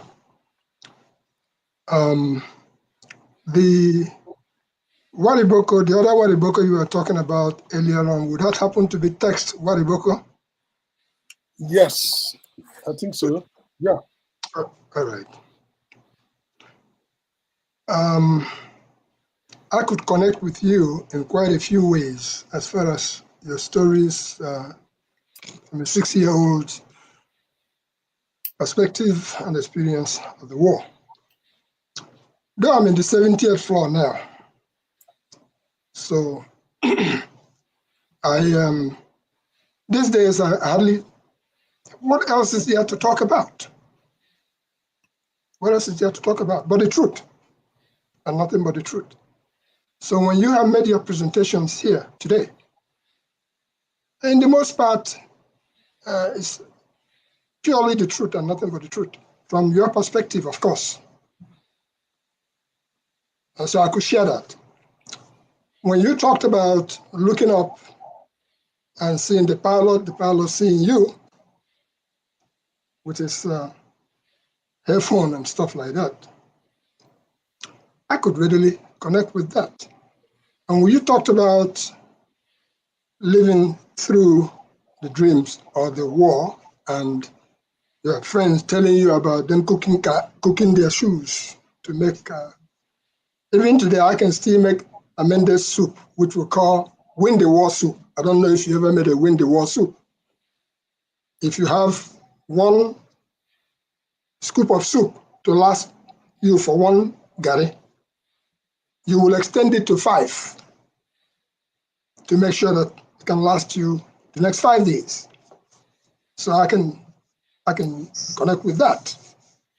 Some of us had the privilege of going to school naked when we started, okay? Some of us had the privilege of, if you have to go to school, you have to put your hands above to see whether you have school age. And that's why today, when we speak or when we pass through anything, some things don't faze us. It doesn't matter whether you have money or you don't get money. Go ask Okpabia Sika how far. We're in there now. Let me just put it this way. We are all in the same ship or country, in the same ship, in the same Titanic ship or country named Nigeria. And if it sinks, all of us go down, whether we like it or not. As you walk through the streets of the US today where you live, if you see me passing the street, you see you. Because the first thing you see is somebody with the same kind of kinky hair like you, same kind of face. You might even be tempted to speak in a Jaw language. Just like if I pass you, I could say, nah, kedu. Odema. If you turn around and said, Odema, we have connected immediately. Mm-hmm. In other words, it doesn't matter whether you're a Jaw or you're a fake. You're my brother. Mm-hmm. And we'll strive for the same survival. So to me, you have already made all the necessary points that were supposed to be made here today. There's really no need to struggles. I have lived through East Central State. I have lived through Eastern Nigeria. I have lived through East Central State. So I've been there, I have done that. And you pointed out, how do we go forward? Much as I don't have much to say today, because I try to conserve my energy so I don't upset myself from the things that are going on. This individual situation where one man carry everything, they chop him. People, they look at.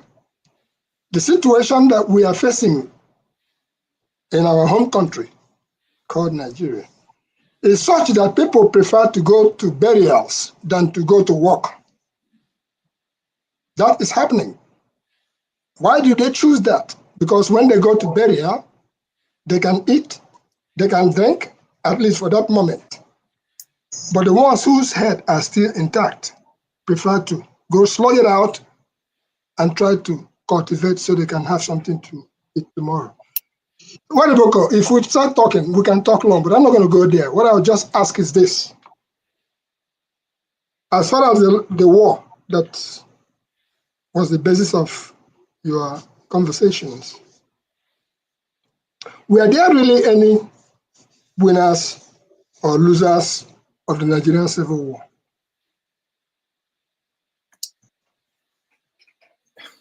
No, that's actually, I've thought about this. it's a very difficult question to answer. In the sense that if you go just beyond, they signed a ceasefire and end of war agreement, Obasanjo, then Obasanjo and Effiong, whatever, signed. If you say, yeah, so they are clearly the Biafran side signed the surrender, they go and came up and say, no victor, no vanquish, right? But and he did that to say we can't really know. But if you ask yourself, and in the preface to the poem, I asked myself, what did we really fight for? And what did we get? Because now, let's even assume, according to the signing of the letter, the federal side won. It turns out to be a Pyrrhic victory because the country is more divided. We've not addressed the issues. The country is stuttering. And if you I talked to some Igbo leaders, and they said, yeah, we acknowledge the loss of souls, of people, property, and everything that happened. But the Nzogu-led coup, and to say, and things that come after, what was the purpose? Because whether we can argue whether Nzogu led an Igbo coup, when we say no, it was an ideology, and we know who he wanted to install in power if he had succeeded. But many Igbos will say the Igbos were doing very well, relatively speaking, before that coup, considering where they've come from in the 30s, how quickly they've grown their intellectual base, civil service base, the army, and the education. And then that coup happened. And everything began to unravel. So now there is speculation. If that coup didn't happen and led to eventually to the civil war, would things have been different? So these are very crucial questions, not just we sign papers and somebody won. If we've not learned our lessons as a country, and I think we've not learned our lesson, right? Then we ask ourselves, what is the purpose of the war? And I've talked to some Igbo intellectual and leaders. They said even the war destroyed certain part of Igbo culture. Said that some of the things you are talking about, some of the so-called revolution, how Igbo culture have changed. They said a good number of that happened after the war. That the sense of bonding community, that the Igbo State Union that came together to train people, to make things happen, that you don't find that level of unity anymore, even among the Igbos. So you see that, so they said, look, that January coup of 1966, if you go back to say, should the country have had that coup? Yes, things were bad. There was corruption. All the things that Nzogu said were right. But did that coup set us back more than probably it took us forward? And these are the kind of questions that historians, and if we really discuss some of these things, will begin to come out. So at the end of the day, I don't want to diminish people's suffering, the death or so. If you lost somebody, you lost somebody. I'm not diminishing that. But as a country, what have we learned any lesson from that experience? Has that war made us better as a nation? I would say so far, no, that it has not made us better. So at the end of the day, Biafra lost. Nigeria also lost. And we need to come to that conclusion. They are losers, right? And we can say who lost more or so. But we have not really gained anything for fighting to spill our blood. I mean, for instance, if you are an Igbo leader today, and you remember that thousands were massacred, that Kano massacre. And of course, my cousin too was doing well. Many people from the eastern Nigeria were also massacred in that Kano region. It wasn't only Igbos. But you see, people paid with their blood. And today we are leading people, whether in River State or in Abia State or so. Are we cognizant of the fact that people spill their blood and we are there embezzling money and making things worse? So when you think about the war in that, it leaves you sad. And I'm from River State, but there's no time that I go to Nigeria that I don't find myself, at least in Abia State. Because I have a friend who is from Abia. So there's no local government in Abia that I've not been to over the years. So I could, and you see that, you ask yourself, what are the leaders doing about these suffering masses? You go to River State, you ask yourself the same question. You go to Biafra, you ask yourself, of course, it's the same question all over the country, right? But the question is, this is a country where we fought war to remain one. But it appears we've not learned any lesson. And for me, that is scary, because if you are not learning from history, we are going to repeat the same thing. And if this time it happens, it's going to be more devastating than ever. Okay. So Rudolph, please, just one second, please. Nobody should talk. Nobody, please. We have less than 10 minutes, and I want to give a chance to people who are here to say something. So what we're going to do, Prof, is I will tell 3 people who are left to ask their question together. You answer it once. I don't want anybody to feel that we didn't get to them. We can get to 3 of them for the time we have. AY, go ahead. Just a question, please. After AY, and then Pansat. Prof, thank you very much. I think you really clear a lot of things that are just hanging, you know. On this platform, we have a lot of argument on this issue. But here is a question I really want to ask. What was the basis for including non-Igbo region in Biafra? Was it founded on the idea that the Igbos own those lands? Or was it based on mutual agreement? In other words, do the Igbos have ownership claim to land outside the southeast, especially the south-south? Yeah, I have other stuff. Let me not take your time. Thank you. Thank you, AY. I like that. Righteous Man, just go straight to the question so that we'll get everybody.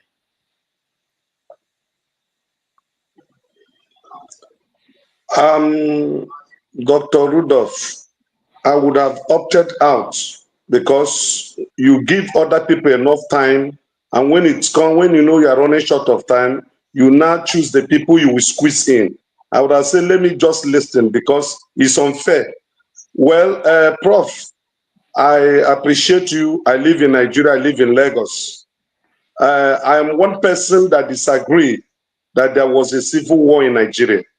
There was no civil war because the Biafran soldiers never marched to the north or middle belt.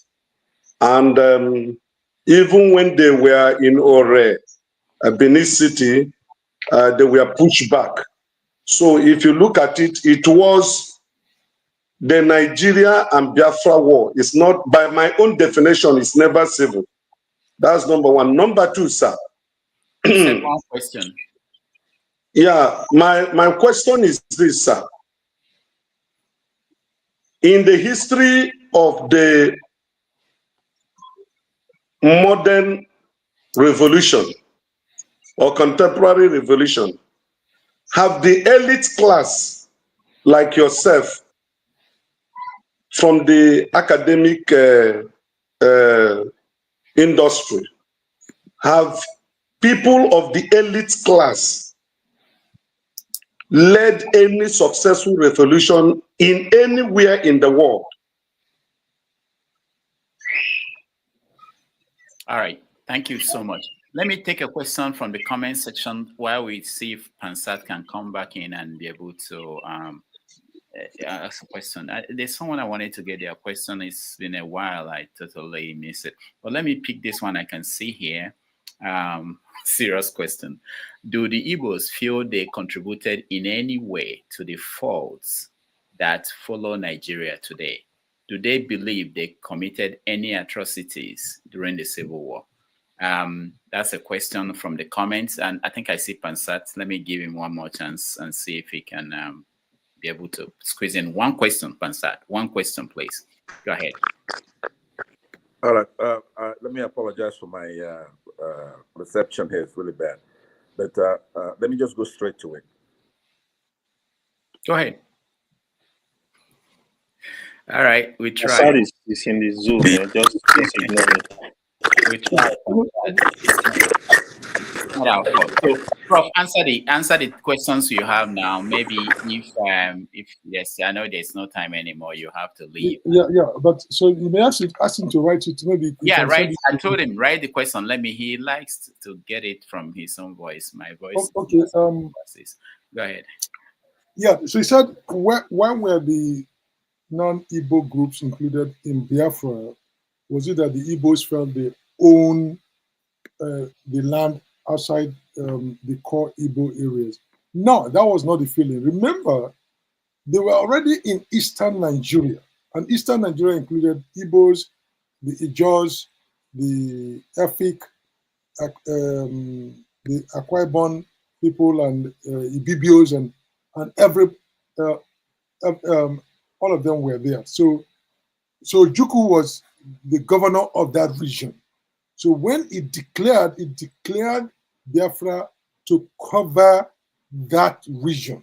It was not the fact that they automatically claimed that every other person in the region or every land from Enugu and Soka down to the Atlantic belonged to the Igbos. No, that was not what, because it was a region under the colonial system. So Okpara led the same place, Zik led the same place, and for the further part, by the time Zik and Co were leading it, included some part of Cameroon.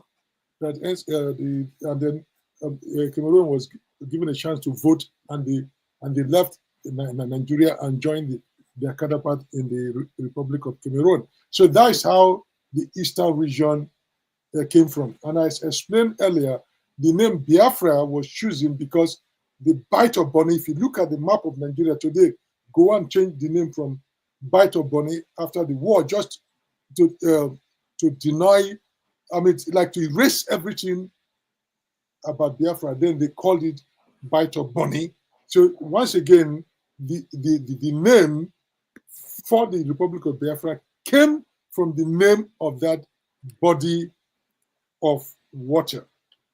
Again, when Ojukwu declared it in the consultative meeting, like we said earlier, there were non-Igbos too, there were Ijaws also. And as we learned is from Opugo that they were debating the name, and it was German that says, why are we debating other names? Why don't we pick the bite of the name from Biafra, because it's already a water body that kind of marks the southern boundary of the whole of eastern Nigeria. So people felt, well, it makes sense. So it's not going to be like it's named after one language or one group or so. So they picked that historical name. So that's where the name Biafra came from. Now, as we also learned earlier, were they Ijaw people that supported the declaration of Biafra and they were integral to it? Yes. No doubt about that. Were they also Ijaw people from that beginning who were against that? Yes. I've always said Ijaws were divided. There's no clean stuff. Now, one of the most prominent Ijaw men at that time in the eastern Nigeria was Dr. Nabo Graham Douglas. He was the Attorney General of the Eastern Nigerian government under Ojukwu. And for historical purposes, he's also the #1 son. When they created the SAN system, Senior Advocate of Nigeria, he's #1 on the list. He was the first person to be given that title in Nigeria. He was an Ijaw man. But that was after the Ojukwu. So, but he was not in support of the declaration of the because he argued that it doesn't think that Ijaw people will be treated well. Just to show, and then it's not something we are making up now. He actually published a book, end of 1967-68, called Ojuku's Rebellion and War Opinion. It was translated immediately during the war to many languages. It was just in the heart of the war. Immediately he left Ojuku's government, and Ojukwu declared he left the government, and then he wrote this book of protest. It's called Ojuku's Rebellion and War Opinion. Check the library near you in the US. It's a small book. You can read it. He stated his reason why, and also stated other Igbos who didn't support the war and why he was against it. His arrest and his meeting with Ojukwu after that. So just to tell us that yes, there were Ijaws that supported it. There were also Ijaws that didn't. But right from the beginning, there was this division. I wanted to, because I was asking, was it a mutual agreement all the way or the land? So that is how the name came in. Whether the war was civil or not, I thought the civil means a war for people in the same country. So at least Biafra, before Biafra was declared, Eastern Nigeria was part of Nigeria. So when they fought the war, it became a civil fight that's between them. That is my understanding of what the word civil war means. Maybe I may be wrong. It's not so much about whether you move to other region or so, or they even move to the Midwestern region, right? But the issue was that if you are all in one country and there is a fight, then it becomes civil. Just like America also had a civil war. So that is my understanding. But if somebody has a different understanding, I'm willing to learn from it. But that is not really the point for me. People fought, people died. And war is basically you are asking that you should kill somebody and destroy their property. Right? That is what basically war is. I understand that. He also asked a question: do people of elite class successfully lead a revolution? So I don't know what that question is going, but it depends on how you define elite. Lenin was well educated, and he led a revolution. The people that led the Russian Revolution and the people there, they were well educated. Fidel Castro wasn't a peasant, right? So you can look at that from this. But being an intellectual does not automatically mean that one can lead a revolution. The intellectual have their own function. Karl Marx wrote about it, inspired people to carry out revolution. He never successfully carried out any revolution, but Lenin that read his work got inspired. So there's no theory that says that only intellectuals can lead a revolution. Anybody, if you are brave enough to fight and if you succeed, you can lead a revolution. There's nothing that says Nnamdi Kanu cannot lead the revolution and win. Yeah, he can. So any class can actually. There are other minor revolutions that are led by, like the Agbekoya revolution. Really in Yoruba land after the war, they were led by peasants, right? And they were able to, although they didn't eventually overthrow the Western region government after the war. So fights could come from anywhere. Did the Igbos believe that they committed any atrocities? That is a question I cannot answer for them. If others are able to answer that question or people, but it's when we begin to meet and talk and bear witness that some of these things will come up. If you read that Owen's book, New York, My Village, although it's fictionalized, it showed a situation where the Biafran soldiers attack a whole village or so. But because we didn't collect most of this oral history or history, some of these facts we don't know. But basically, war, do we understand war? War is where human beings commit atrocities against one another, right? It depends on what level of atrocity you're committing. Because basically, war is that we're sending you to go and kill the other person over there, destroy his property, subject him till he bows down. And that kind of violence is already atrocity. Are we talking about atrocity in a different sense of genocide, or what people define as genocide, or other things, or things that are against the rules of international engagement? That is a different story. But war, let us not be clear. If you think of war seriously, you are sending your children, your uncles, your daughters to say, go over there and kill that person. That's the only way you win a war. Subjugate them. Could I come in, please? I mean, are you trying to storm me out, Rudolph? Let me come in a little bit. Will you let me in a little bit? Where are you? I don't know where you are. We're rounding up, and he's giving his final. He has to leave exactly. Okay, just give me a couple of minutes. 1 minute. 1 minute. Pansat, 1 minute. Let me just say, please. There's a lot of things the professor is speaking about simultaneously. Now, some of the stuff that he said, I agree with, right? It's a known thing, right? But let's not try to. In Nigeria, we have what we call the Wazobia. That Wazobia means the major tribes in Nigeria, right? If you are an Ejo person, the northern, if you're in the north, they will do exactly what they will do to you as if you're an Igbo man, right? The Ejos try to equate themselves like the Igbos or the Biafrans. Biafra is a much larger thing than the Igbos. The Igbos are much larger than the Ejos. The Ejos population, I don't know if they're even 1 million people, right? So the Ejos, they're loud and noisemakers, right? They're part of our region, but they're not in competition with us. I think that Ojukwu made a mistake. He should have decimated them, conquered them, in a manner that they wouldn't even be running their mouth at the Igbos. We're not the same thing. We're a big tribe with millions of people, maybe 120 million. Passat, yeah. we're out of time. Okay, but hold on. You didn't go to your question. Go to your question straight.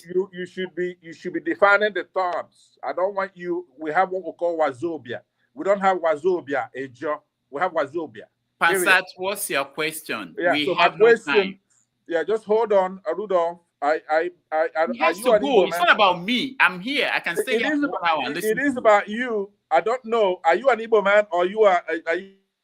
All right. So, Prof, round up your thoughts, because I know you have to go. Yeah. I mean, my final thought is that I don't think, with due respect to Passat, I don't think his views represent the majority of the views of Igbo people that I know.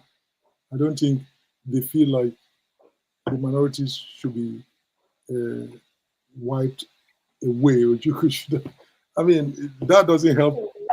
He's a noisemaker. Just ignore him. Yeah, that doesn't help. And the Jaws are not 1 million. You should go and check this statistic. The Jaws used to be declared the 4th largest ethnic group in the country. So they're not only in Rivers State, they're in Biafra, Delta, Ondo. But the point about it is that even if the group in Nigeria is 10,000, if you really want to build a nation, how could somebody say we should go and wipe out the 10,000 because they didn't matter? And then what he just said kind of almost unraveled the conversation we had. So if you're a German outside here hearing somebody say so, he's going to fight you. Rudolph, let me ask him a question now. Passat. No, I've removed him. Don't worry about him. Enough of this. And I mean it, enough of it. Nobody is going to decimate anybody. I'm sorry. That's not the purpose here. Don't put any. Don't help. No. Nobody should be talking about decimating anybody, because right now, Asade Dokibo is crying that in their backyard is being taken over. That's why I said the Titanic ship is sinking. What do we do about it? Igbo Basic, our guest house, so he has to go. Please. Let's round. Sorry about that, Wariboko. Yeah. No. Yeah, it doesn't. Yeah, I'm okay. The good thing, I believe that it doesn't represent the majority of the views of the Igbos that I know and I interact with a lot of. So it doesn't bother me at all. So in every community you have people who don't want to come together with others, and there'll be at the extreme. But I still, if I meet him outside, I'll still regard him, as a brother. Fine. It's okay. So let us not dwell on that. As long as the majority of us on both sides feel like, look, how do you move the country forward? And I will end one thing that one thing that keeps surprising me about Nigerians, educated Nigerians or so, my son, daughter, or your son or your daughter is not competing with an Igbo person or Yoruba person or Hausa person. Today, your children are competing with every student on the global level. When I was born, did my mother expect that I would come here and teach in an elite university? So I got that position because I competed with every other person in the world that applied, and I got it. And increasingly, the world is becoming that way. For us to think that our competition is only against our neighbors, if you set up a proper company that is functioning, whether you're an Igbo man or so, and you find that the Chinese graduate or Swedish graduate or Brazilian graduate is going to do your work, you employ that person eventually. So the idea that our children are competing against anybody in outside land, that era is gone. Because these children that we have, the world is now a stage. The question is, how do we train our children, whether they're Igbos, Yoruba, Ijo, to make sure that they can hold up their own in the rest of the world and get life? For the fact that you are born in Onisha or in Abonima or in Sagamu does not mean that you end up there. And your competition is no more coming from people around you. The earlier we realize that if we don't train our children to be the best that they can be, as Black people, we will continue to play the second fiddle. And when are we going to understand that somebody going to set up a factory in Nigeria and truly want to run a capitalist system will look for the best graduate? And if that person happens to come elsewhere, they will take it. America is great today because it attracts people from all over the world. Let us just, now America is going through a period as if they are acting against that principle. So let us begin to think that the competition is not between Igbos and Yorubas, or Yorubas and Hausa or Ijos. It's on a global level. Are your children ready to compete with the best in the world? For me, that is my concern. Are my children and my grandchildren trained well enough to hold up? Or are we producing children as a country that will be hewers of wood and fetchers of water? That is a serious problem that faces us as Black people. And I think that's where I want to do. Let us go beyond this intra-ethnic competition. It's not helping us. We should begin to think about competing on a global level. All right, thank you so much, Professor Nimi Wariboko, for a wonderful presentation. And like you ended the book by quoting Okendi, saying that a story that must be told never forgives silence.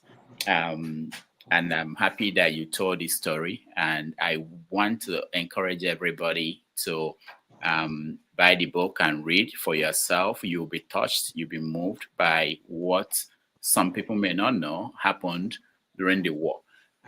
Thank you so much for joining us. And hopefully next time we call you, you will come back again and be part of that conversation. Yeah, sure. Thank you. Thank you for having me here. Thank you.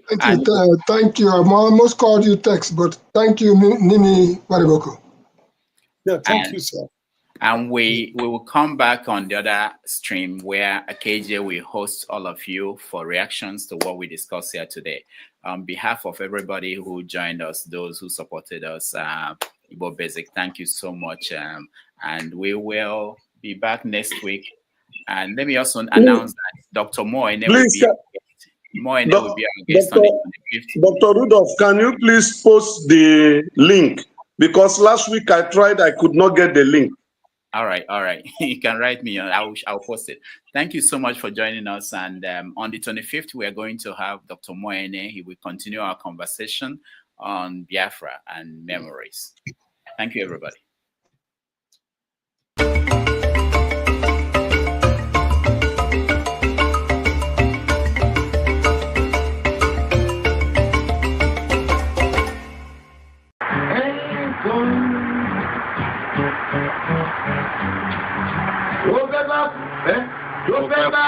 Tó fẹ́ kú torí ẹ̀ o.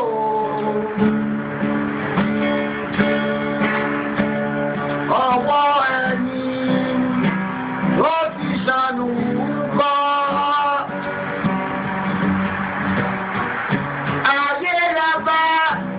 Ayé la fi sílẹ̀ sí.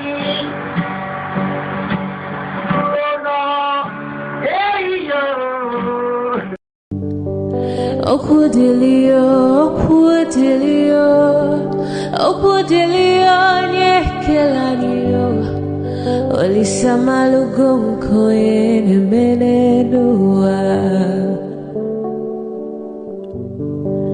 Okudilio,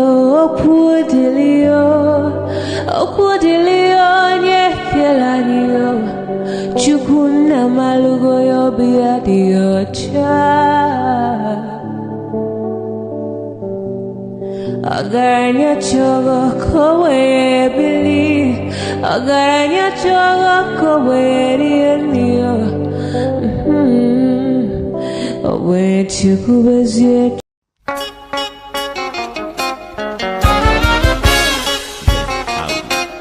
Play things solid.